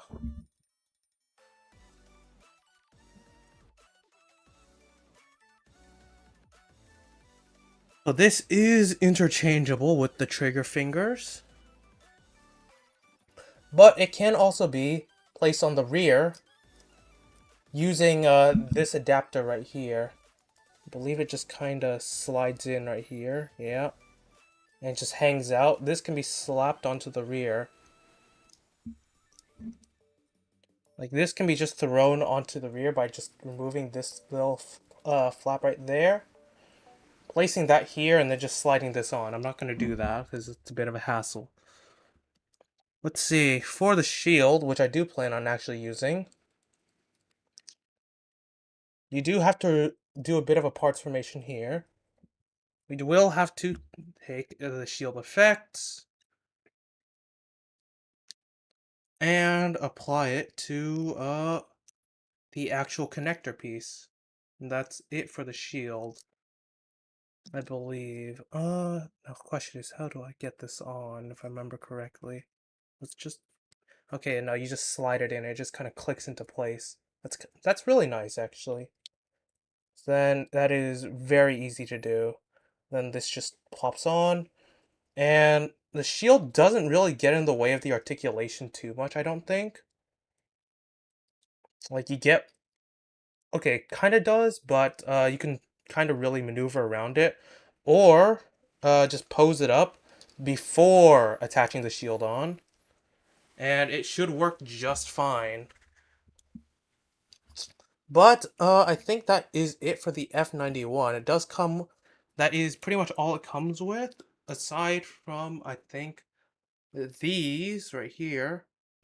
I forgot to cut these out earlier.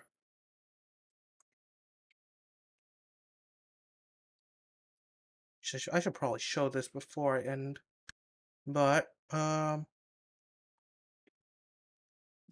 whoops. These right here, if you remember. So, these do pop out of the shoulders,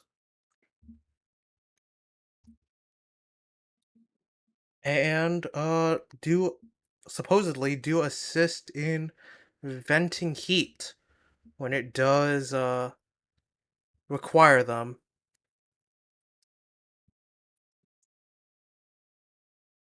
So you just kind of take these parts on the shoulders, slide them out because there are little tabs that help you do that. Then just slide these in instead, I believe. If they do want to fit in. Yeah, there we go. And you have some flaps on the shoulders instead. That was easier than I expected. And then you just do the same for the head if you just want to swap out those parts. But I did say I would do a little size comparison. I will need to.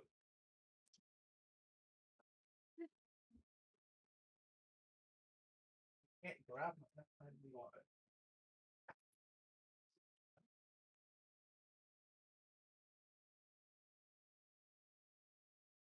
I don't think I can grab my victory, but I can grab two other suits off my shelf because my victory is kind of taped down because it doesn't stand properly on an unstable surface. Anyways, two suits. I have right here RX-78 2. As you can see, it is slightly larger. Along with the legs, as you can see right here, the legs are substantially larger. Just side by side. And right here, once I straighten this out, I have a... Oh, polycaps I think are getting a bit loose on this. Gundam Heavy Arms TV version, which is also... It's around the same height, but slightly larger. But yeah, that should be decent enough for a size comparison. This thing is tiny.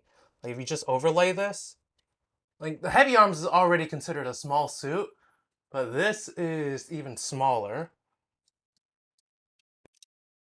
Especially compared to the old granddaddy over here.